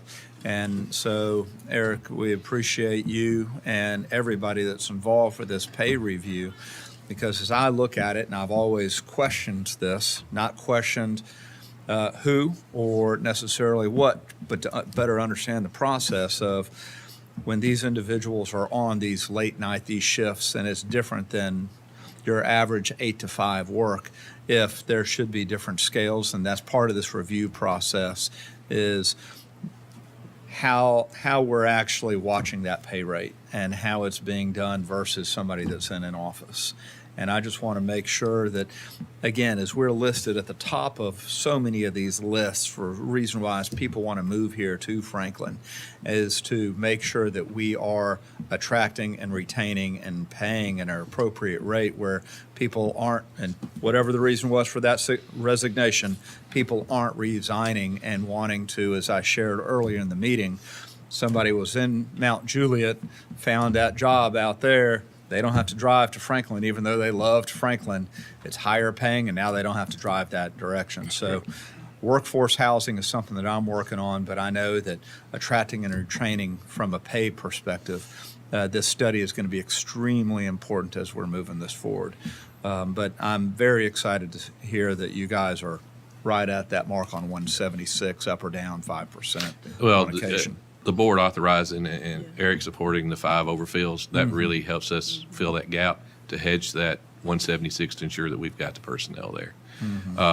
You're right. People are watching what Franklin does this week alone because they knew we were getting ready to do our budget presentation. I've been contacted by 3 chiefs wanting to know what our pay scale is. Really? Because they're doing their budget. Now,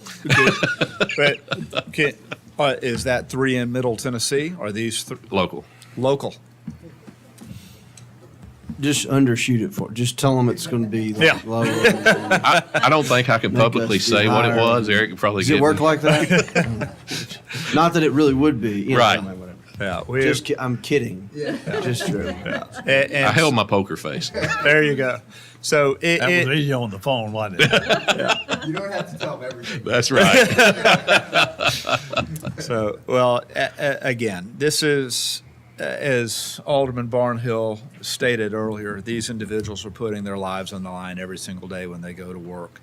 And I love what was stated earlier, that a wife's favorite sound is Velcro at the end of the day, right? We need to make sure that those that are putting their lives on the line are being paid accordingly and that we're watching out for them. And I love the fact that we've got this mental health program in place. I also love the fact that it's crossed over onto the police side as well. I think that is something I know that the mayor has focused on as well across Franklin. And, I'm excited to see that continue. So I'll turn it over to Alderman Baggett. I know he's got a couple questions as well. Or Mr. Chair, excuse me, back to you, Yeah. sir. Thank you again. Thank you for everything y'all do. The front line and just, the more I learn, the more impressed I am with the men and women of the Franklin Fire Department. So, one thing I was noticing in the longer report is that, and this has really been something that I've been thinking about a lot, but is the total cost per call for service, like as a metric, because I sell insurance, and I don't know what. I don't know what. You could tell me you need X, Y, Z, and same thing with police. Same thing with a lot of these things. So we have to rely on a lot of the expertise. But I do know numbers, and understanding the costs we've maintained relatively, cost of service per call that has even as the number of calls has gone up significantly. So we've done a really good job managing that. I'm curious about the expansion of EMS because so many of our calls are medical related. And I'm curious because as we continue to grow, and this is more not so much on your requests as it is just thinking about this in over time, is how we manage the number, because because of the fire marshal here, we're having a lot fewer fires, or we're safer. There are still a lot of fires, but they're not as damaging as they have been in the past because of a lot of our protection, but that we're doing on the front end, which is fantastic. But I just wonder how we look at, without reducing our capabilities, without reducing our firefighters, our equipment, the ISO rating, but also acknowledging that we have a lot of medical calls and just maybe how we tweak. And I don't know if the expansion of EMS in the future was something that was thinking through that. Like we can do this differently and do it better and maybe cheaper. Not better, but we could have the same level of service, but maybe do it differently and do the other things we want to do with our money within the department. So that's really more of a, not for this year's budget, but as you all think about, the future of the fire department, how that looks, and that's an expensive cost per call for, and we have very few false calls. I mean, there's a lot, but more than there should be. But I guess that's just more of a statement that I hope the administration and fire administration starts to look at, is looking at how we manage that as this equipment's getting more expensive. Mm-hmm. And, Yes. it really does become the difference between want and can. Can we do it? And we want to do it, yes, but can we? And so how we kind of adjust maybe some things, and I don't know what that looks like, but I think that if the trend stays the same, there's going to be more calls for service and there's going to be more medical calls, and how do we balance that? So that was my main thing. I think, we've got to just look at financing these, figuring out how to finance this equipment that we need Mm-hmm. and the people that we need to fill them, but also managing kind of the clear trajectory that calls are going. And we have a fire analyst now, and that's a large part of his job is identifying what we consider hot spots, where the call volume is based on the Yeah. time of day.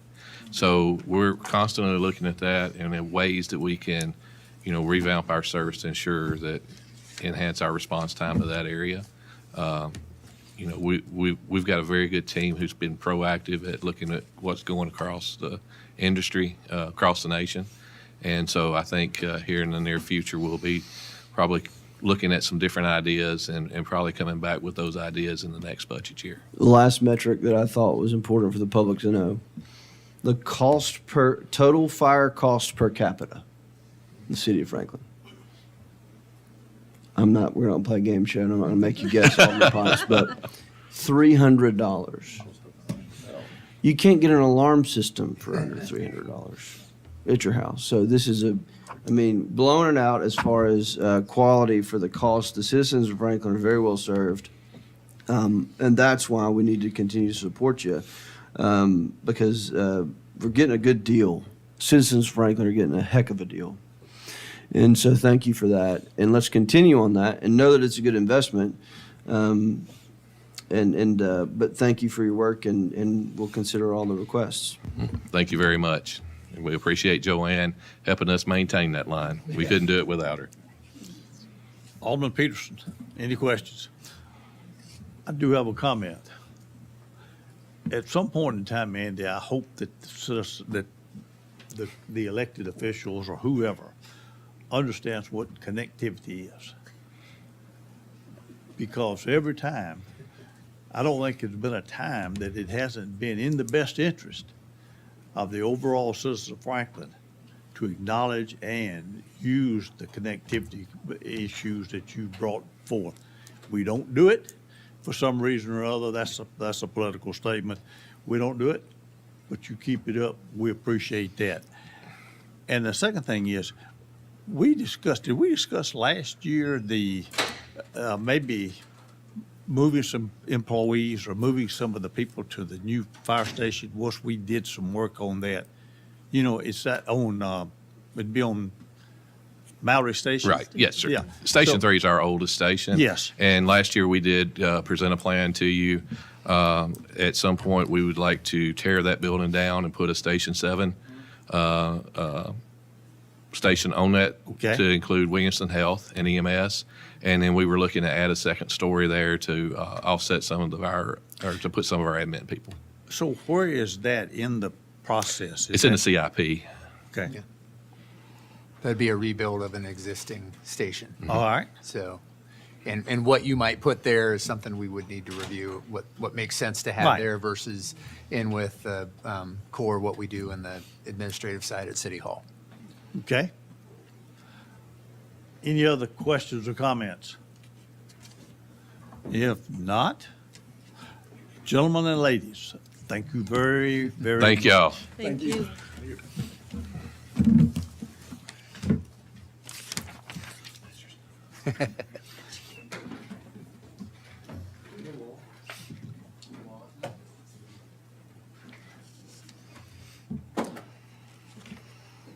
If we are ready, let's go to item 4, which is government and management.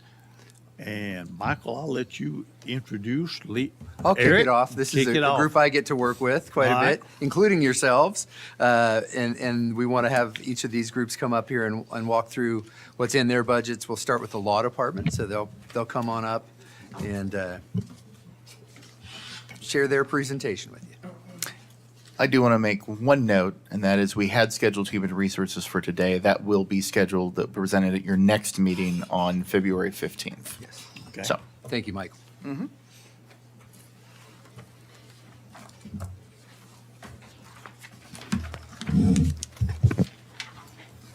How are you guys doing? Are you tired? Well, as usual, we should be pretty quick with you guys. We're the law department. We are missing 2 people. We're missing Amy Sue, and we're missing Tabitha. But with us, Shauna Billingsley, city attorney. I'm Blake Harper, your staff attorney. Bill Squires, assistant city attorney. And Stephanie Villette, paralegal. And Stephanie's new to the city. She's been here for 2 months. So we're very happy to have her. So did you enjoy listening to all those retiree comments? Absolutely. We were super excited about the request from PD about the VR. That was really cool. It's like, then we were thinking like, we could practice using VR in law, like a legal situation and cases and stuff. That would be really fun. That's right. Yeah. Fake courtroom. Yeah, fake courtroom. That would be Yeah. super awesome. And maybe use that across the board. Okay. So this is your law department, except Stephanie isn't in this picture because she wasn't here at Halloween, but this is us as your Barbie attorneys. We won the contest, and so we're very proud of that. And so we are going to brag for at least the next year that we won. Okay. So as you know, the law department is set out in the municipal code, and it's Title I, Chapter 7. We provide the legal advice to the mayor, the alderman, the city administrator, the department directors, the boards, the commissions, the committees, and any other city officials. And we do that by preparing and reviewing all the contracts, deeds, bonds, ordinances, resolutions, real estate transactions, and agreements. We render opinions relative to those documents. We provide legal counsel to the board of mayor and aldermen at your meetings and to all the committees at their committee meetings as well. We direct the management of all litigation. As you know, sometimes we have outside counsel, so we manage those outside attorneys as we work through the litigation and the case. We apply in the name of the city for any injunctive relief and extraordinary relief, and sometimes we have to do that when we need to get on property or something like that. We assist in the development of administrative policies, procedures, rules, and regulations, and we represent the city in legal issues at administrative hearings, maybe in front of TDEC, a body like that, and then in any meetings with government officials, which also might be our lobbyists, and professional education organizations. And then, again, we arrange for the retention of special counsel. So last year, we asked for and were granted a software program called HiQ, which is a Thomson Reuters-based product that helps attorneys keep their matters organized and their tasks organized and their calendars organized. What that has done for us is be able to report pretty detailed information about what kind of work we're doing and what that looks like. So this year, we reviewed or drafted 56 ordinances, 97 resolutions, 401 contracts, and I'd say most of that was Blake. He is our contracts attorney. And then 171 litigation cases were open, and I know that sounds like a lot, but we count every city court matter. So that's why the number is so high. And also why we close so many, which is under 56. As you know, a lot of our litigation lasts for years, but not city court cases. They usually last a couple months. And we started this because I need to bring it to your attention. We've never been able to track our tasks. So we can track how many matters we have open, like how many things that someone's asked us to work on. And that matters, but the question is, how much time did you spend on it? Like one matter might be just a phone call and we've resolved it, but some may take months and weeks and with the growth plan, years. So how many things did we touch? And we touched 4,388 matters that we touched, that we created, and then 4,006 we closed. So that's a lot of like work. We don't bill our time. We don't look at, for every minute or every hour we spend, it's $400, $500 an hour. But this is almost like that. So you could almost think of it like that. So this is our organizational chart. It's the same as last year, except that the contracts administrator is moving from administration to the law department.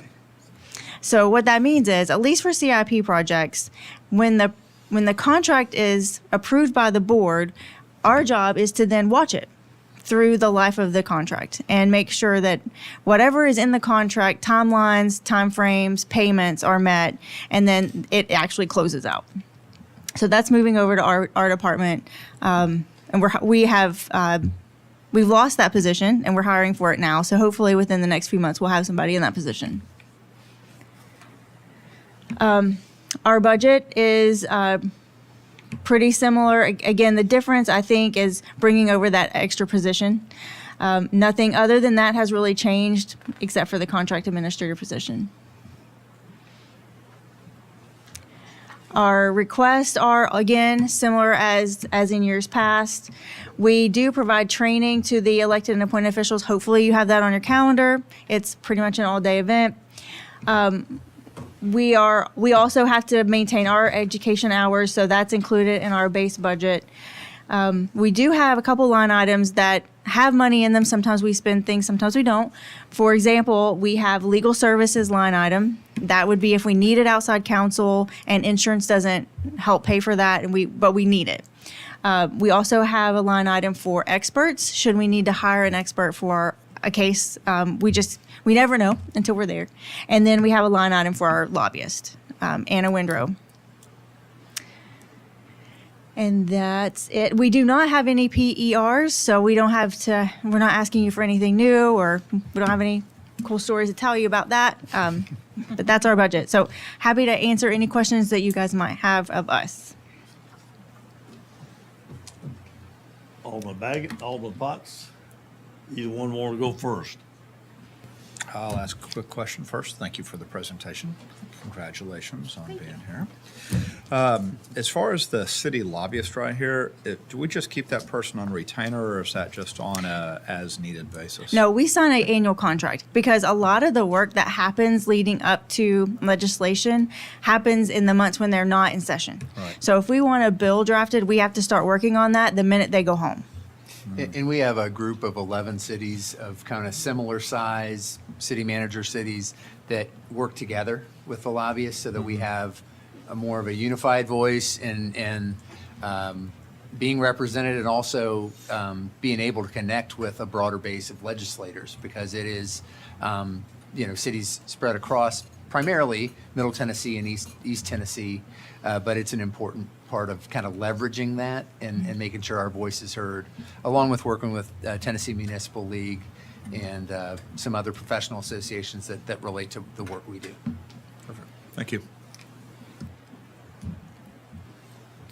Alderman Peterson, any questions? No questions? Well, have a good rest of the day. I told you it'd be fast. Good job. Thank you. Now we're going to bring up the communication division team. I think we have Melissa and Monique with us.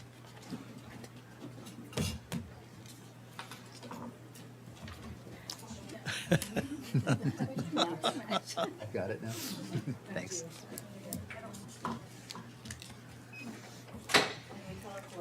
That is impressive. Yeah, Nice look job. at Yeah. that. All right. That'll look good on the camera. You got the best dressed award for today. Although no uniform like with the police and fire thing. They matched. Thank you for having us today. We are the communications. Oh, thank you. I should know how to do that, right? We are part of the communications division, and Monique McCullough, and then myself, and then the other guys are in the back doing the videotaping and all that stuff, and one is under the weather today. So our purpose of our department is, it was created in 2008 when I got here, about 15 years ago, to develop internal and external communications and citizen participation initiatives. The division also handles all media relations for the city, crisis communications, and manages the city's government access channel, Franklin TV, and all of our social media and website. That's our org chart. That's our base budget. Sorry. And then there's our request, base budget request. You can see the numbers there. Just kind of basic. We don't have any requests this year to add, so ours should be very easy. That's okay. We have accomplished a few things this year. It's on your list. We've assisted planning with the social media surveys, and we've really gotten great responses to those surveys and helped them, we think, a lot, and I think they're appreciative, so that's nice. We had our first Hanukkah menorah lighting, very successful tree lighting with we estimate 15,000 people. It's really grown. It's crazy. Produced a successful State of the City featuring the voice of the Tennessee Titans. That was a fun event. We've assisted the police department while in transition. Their new PIO will be starting next week, and we are very grateful for that. It seems like some of the most newsworthy items have happened since we have been in between. So it's been interesting. We worked with the water department to educate about the water purification demo facility. We partnered with the Gary Sinise Foundation to have Lieutenant Dan Band play at Family Day, and that was a big accomplishment because he's new to the area, and he had a great time, and he may want to come back again. We also partnered with the Parks Department on many projects that are underway, and the citizens seem to like those projects. We assisted with the Best Workplace Award and Voice of the People, and we did a Falling Down campaign, not a fall season campaign, with the Franklin Fire, just to help those that are at risk for falls. And then we had 32 special events, 7 public expression events, and 6 film permits issued. On the horizon, we have a few things continuing to promote the parks projects. There'll be a lot on this year. Ribbon cutting for the water reclamation plant. That'll be really nice. We're hoping to do it when the weather warms up a bit. Celebrating the park at Harlansdale Farms' 20th birthday. Celebrating Franklin's 225th birthday. And we're going to hopefully do that during Family Day and with some type of concert. We are working on possibly updating Franklin's history book with the last 25 years. That project just got started. Collaborate with the police department on a recruit video to get some more recruits, as they mentioned. It's hard right now. And then we'll probably be attending some government social media, communications, marketing conferences. And then here's a look at some of our, well, I guess I didn't put that one in there. So we did have a look at our stats, and I can, since they didn't put it in, I did send it to Finance Department. Overall, our social media has had 13.8 million impressions. We have overall 150.6 thousand followers. 3.5 million video views. Thank you. And then our reach compared to the previous year on Facebook, we're up 16.9% with 1,826,629. Instagram, 1,469,852, and we're up 39.9% on Instagram. So we're seeing real growth on Instagram versus Facebook. Page and profile visits up 21% on Facebook and 32% on Instagram. That means 141,852 on Facebook and 43,046 on Instagram. New followers, Facebook increased 2,839, but then during the snowstorm, we increased another 1,000. And Instagram increased 1,000. But yeah, people really tune in for those weather events.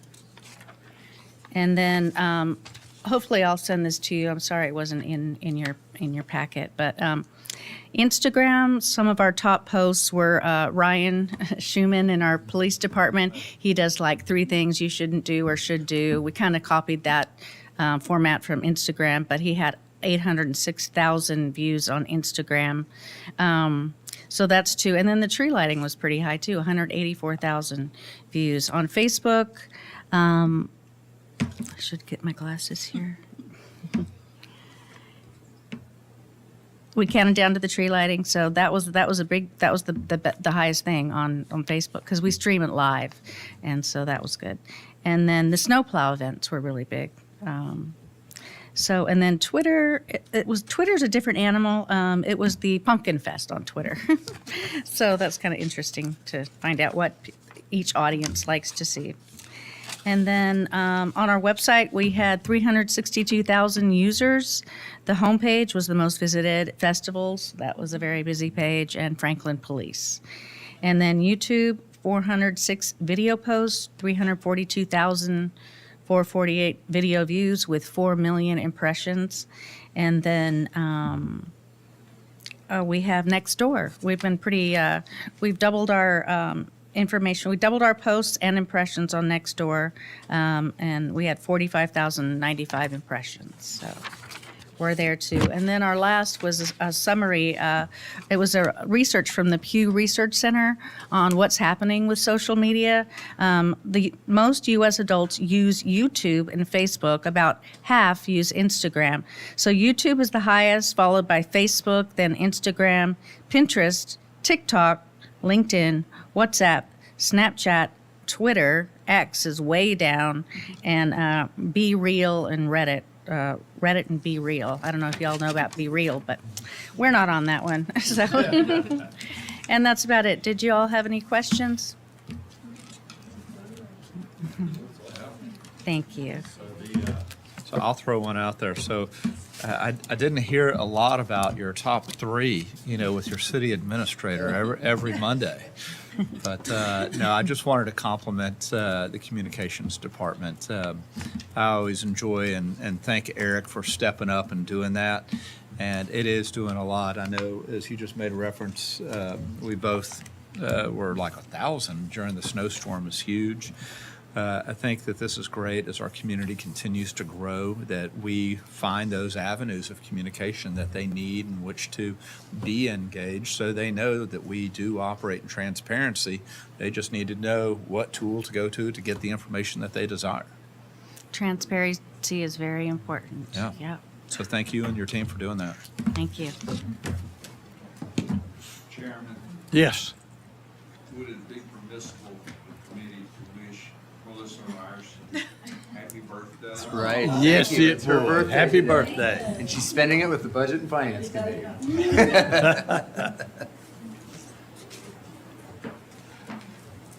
All right, I'm up. You're up. So the next group is you all, the elected officials and the administration. We'll walk through those elements here. You all are the governing body of the city, the voice of the people, elected by our citizens to approve our ordinances, chart our course, approve resolutions, budgets, the municipal code overall. So this is an important part of everything we do, and you are the oversight and the guidance for the functioning of our city government. Here's the org chart. Obviously, the citizens are in charge, and they pick all of you. With the mayor, the 4 at-large aldermen, the 4 ward aldermen make up our elected official team, our BOMA team. You look at the budget and what's projected for this coming year. There is a reduction driven by the fact that there's not an election next year. So that's every other year we have it's around a $70,000 impact to run a municipal election. So that cost is not in this budget because we do not have a municipal budget. Overall, everything else is pretty static in terms of the personnel and operations side of your budget. So as we move forward, we'll continue to work with you. We've got a lot on our plate. We're looking at the capital investment plan and updating that. We're looking at the update of the strategic plan. And of course, we have the City Hall project on the horizon too, as we look at how we move forward. Ultimately, you all set that vision, set that direction, and your city team works to implement it. So that's where we are. With that element, we'll move into administration, and that is kind of a nice connection because we handle the day-to-day operations that implement your guidance and serve the citizens of the community. Specifically, the city administrator and administration team oversees those day-to-day operations, works with you to make those decisions, give you those options, policy and otherwise, and charting the course. This is the org chart as we have it today. Not sure why emergency management is highlighted on that, but you saw that earlier. But this is how we're organized right now with the folks within administration that report to the city administrator. We'll look at the budget that we have. Again, it's pretty static. It right now is slightly down because we have moved that contract administrator position into the law department that you heard about earlier. But otherwise, it's connected to pretty closely resembling the budget we have in place today. This summarizes what we do in terms of supporting you all and implementing our city organization and the day-to-day operations and working with you to track and set the strategic direction of our organization. One of the things I want to touch on is a specific update that I'd like to consider as part of our budget process. From time to time, we look at how we're structured, and we look at the different elements involved in having the right alignment. And I look at especially having the right people in the right place and the right role to align with what we're trying to do as an organization and serving the community the best way we can. So this is something I've spent a good amount of time thinking about over recent months, and specifically engaged the assistant city administrators and some discussion and looking at some other cities, especially high-performing cities, and how they're structured, and to try to pick some ideas and thoughts that might help us. And there's a specific goal that I'm looking at and thinking about related to what city administration does, and specifically the capacity of my role, the city administrator. As we stand today, the position has 11 direct reports. That includes the 3 assistant city administrators, police chief, fire chief, city attorney, HR director, communications manager, city recorder, emergency management, and management fellow.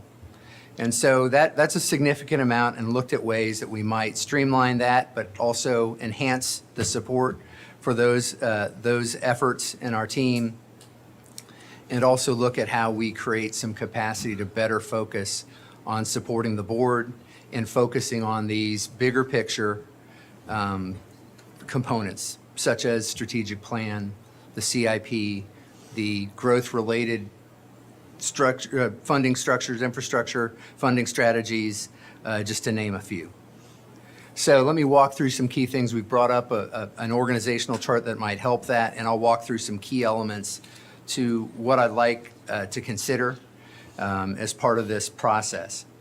First of all, we'd look at some realignment that would bring those direct reports to the city administrator down from 11 to 8.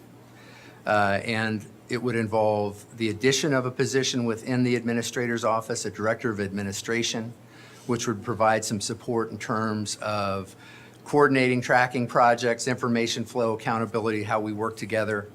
We have a larger staff. We have more complex issues, I think, that we're working on.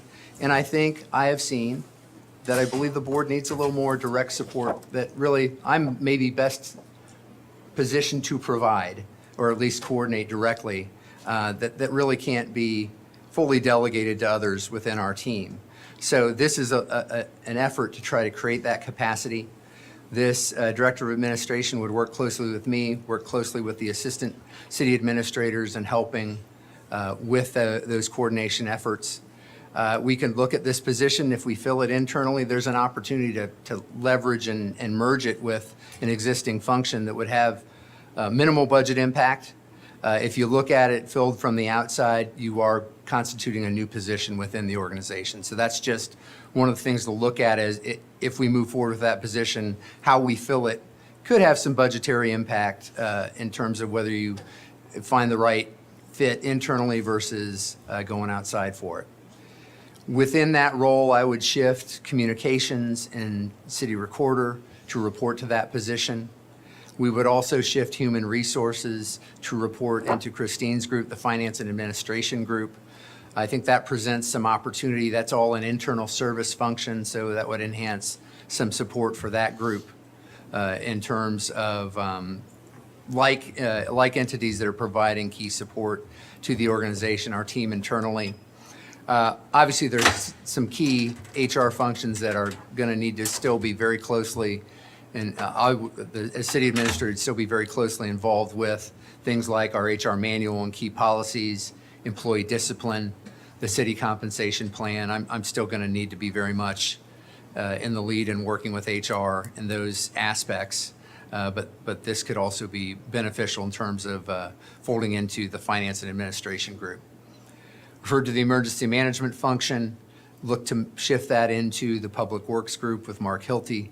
Obviously, they work closely with public safety, but there's a significant amount of that coordination and planning effort that involves public works. When you think about the response to emergencies related to weather, flood, tornado, inclement weather, public works is often such an important component, and they've already done a lot of coordination with debris removal and those sorts of planning efforts, and that this might be a good support and function there. One of the other elements would be to pull out the budgeting function that we have today and consolidate some analytical capacity in the organization into one office. We would look at it as an office for budget and innovation or budget and research. We're kind of looking at those titles still. And Michael Walters Young would lead that group. And today it's folded into finance. This would pull it out.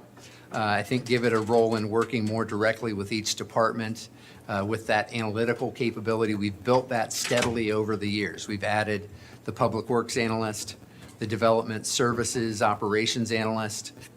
We have a specific budget analyst that works with that group as well as our management fellow. So not a large office, but some really important impact. They would also work very closely with the two fiscal officers that work in public safety, police and fire, that often provide a good amount of analytical work when we're looking at issues, looking at budget work as well. So that is something I would like to consider. Really the budget impact ranges depending on how we would approach the Director of Administration position, from being relatively small impact with maybe a position upgrade or two along the way, to adding a position, depending on how that would work and how that fit would happen best for us. But this is something, again, as I said, we looked at and spent a good amount of time working with the assistant city administrators and thinking of ways to create some capacity to better support some of the strategic work that we're doing. And so I think this is a very strong way to do that within really the means that we have today, and just some changes and alignment to better help deliver on that need. So that's what I provide to you today, is something I'm thinking about in the context of a new budget and an update to the organizational structure that I think reflects the needs that we see today.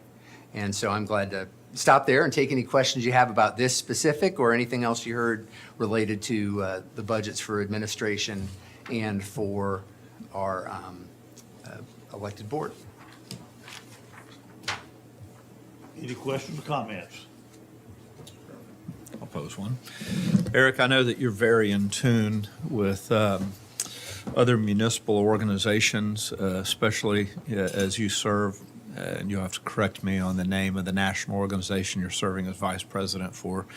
What was that again? That's the International City County Management Association. Thank you very much. Thank you. And as you serve that, have you seen other organizations shift to a similar model as what we see here, or is this more just unique to Franklin? What are your thoughts? Well, like I said, we polled somewhere around 23 or so different org charts from organizations that we thought were around our size, also what we consider high-performing organizations, and tried to look at them.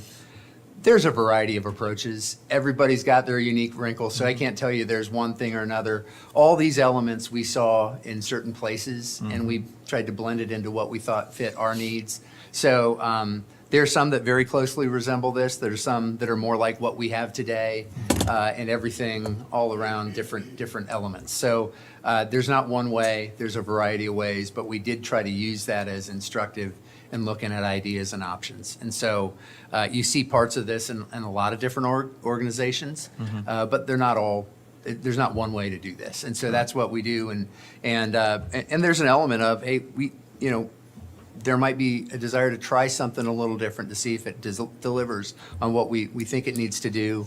We're not above trying it and then seeing how it works and then making adjustments from there too. So that's part of what we've always tried to do, is learn from direct experiences, be responsive to the needs, and this is an attempt to do that as well. Excellent. Thank you. Thank you. I have one. I think in the board interaction, I think is important too, because this, I can't imagine, 8 times what I email you on.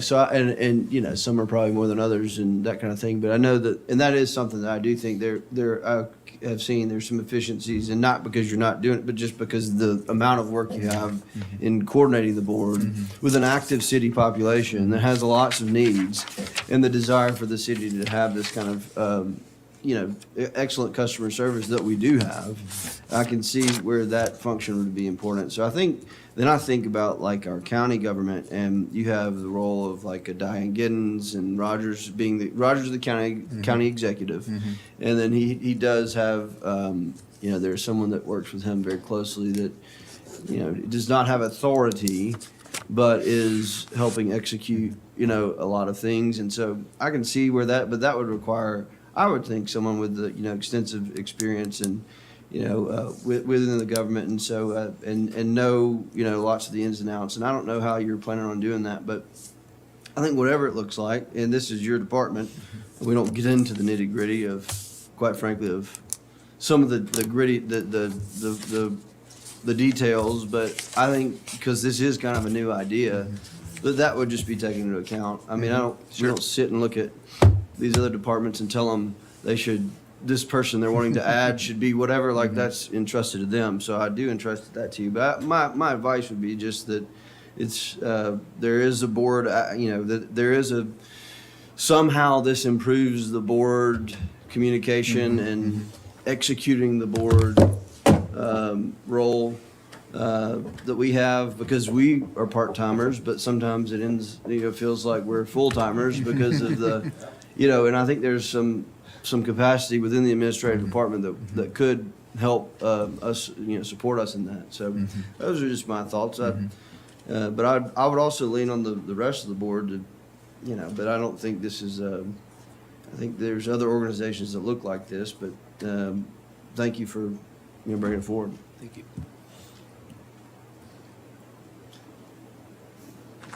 Alderman Peterson, any questions or comments? You want to turn your mic on? Yeah. There's a lot Yes. there. A lot to think about. Thank you. Thank you for that. Thank you.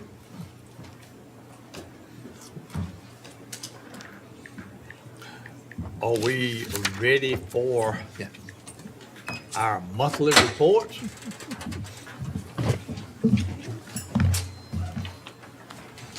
Margaret, are they leaving you behind? They are leaving me behind, but that's okay. Well, where do they fit on this chart right here? They're just. They're the support staff to help put all this together. Afternoon, everybody. As usual, I hope to be the shortest of the day. Monthly reports for February 2024. I'm going to highlight local sales tax. You can see we're holding our own compared to last year, and we're very close to the budget numbers. We should have December next 10 business days, about the 20th, so Okay. that'll be coming. And of course, we'll report that in March. Also, just so you know, gasoline tax, we're slightly below budget, but we're very on par to fiscal year 23 and the gas tax. And once again, for Conference Center, we had a gain for December 2023. Any questions of Margaret? May I mention one comment? Yes, you may. Property taxes are due on February 29th. That is, there is one extra business day for payment of property taxes. So, of course, they have been rolling in for the last couple of months, but just did want to make that comment that certainly our county property assessor, she has been publicizing and working hard to process all of those property tax payments, and we certainly do appreciate her and her team's effort. When do you expect that to get your final number or a number or whatever? When does it take a month to find that out? She processes. We actually receive monthly collections from her around the 10th to the 12th of the month. So she'll get through the 29th, and so we'll get the final current collections by middle of March. Now, of course, she continues to collect late property taxes as well. So they really never stop. We certainly receive, she's collecting year-round, but the majority of the funds will be remitted by the middle of March to us. And December collections that we received in the middle of January were significant. Many of the escrows that are paid for mortgage payments, they make those payments in December. Remember it well. Any other item to come before the board? If not, then I'll entertain a motion. Motion to adjourn. Proper motion to a second. Second. All in favor indicate by saying aye. Aye. Any opposed? And we'll be back in a week. Be back in a week. Yes.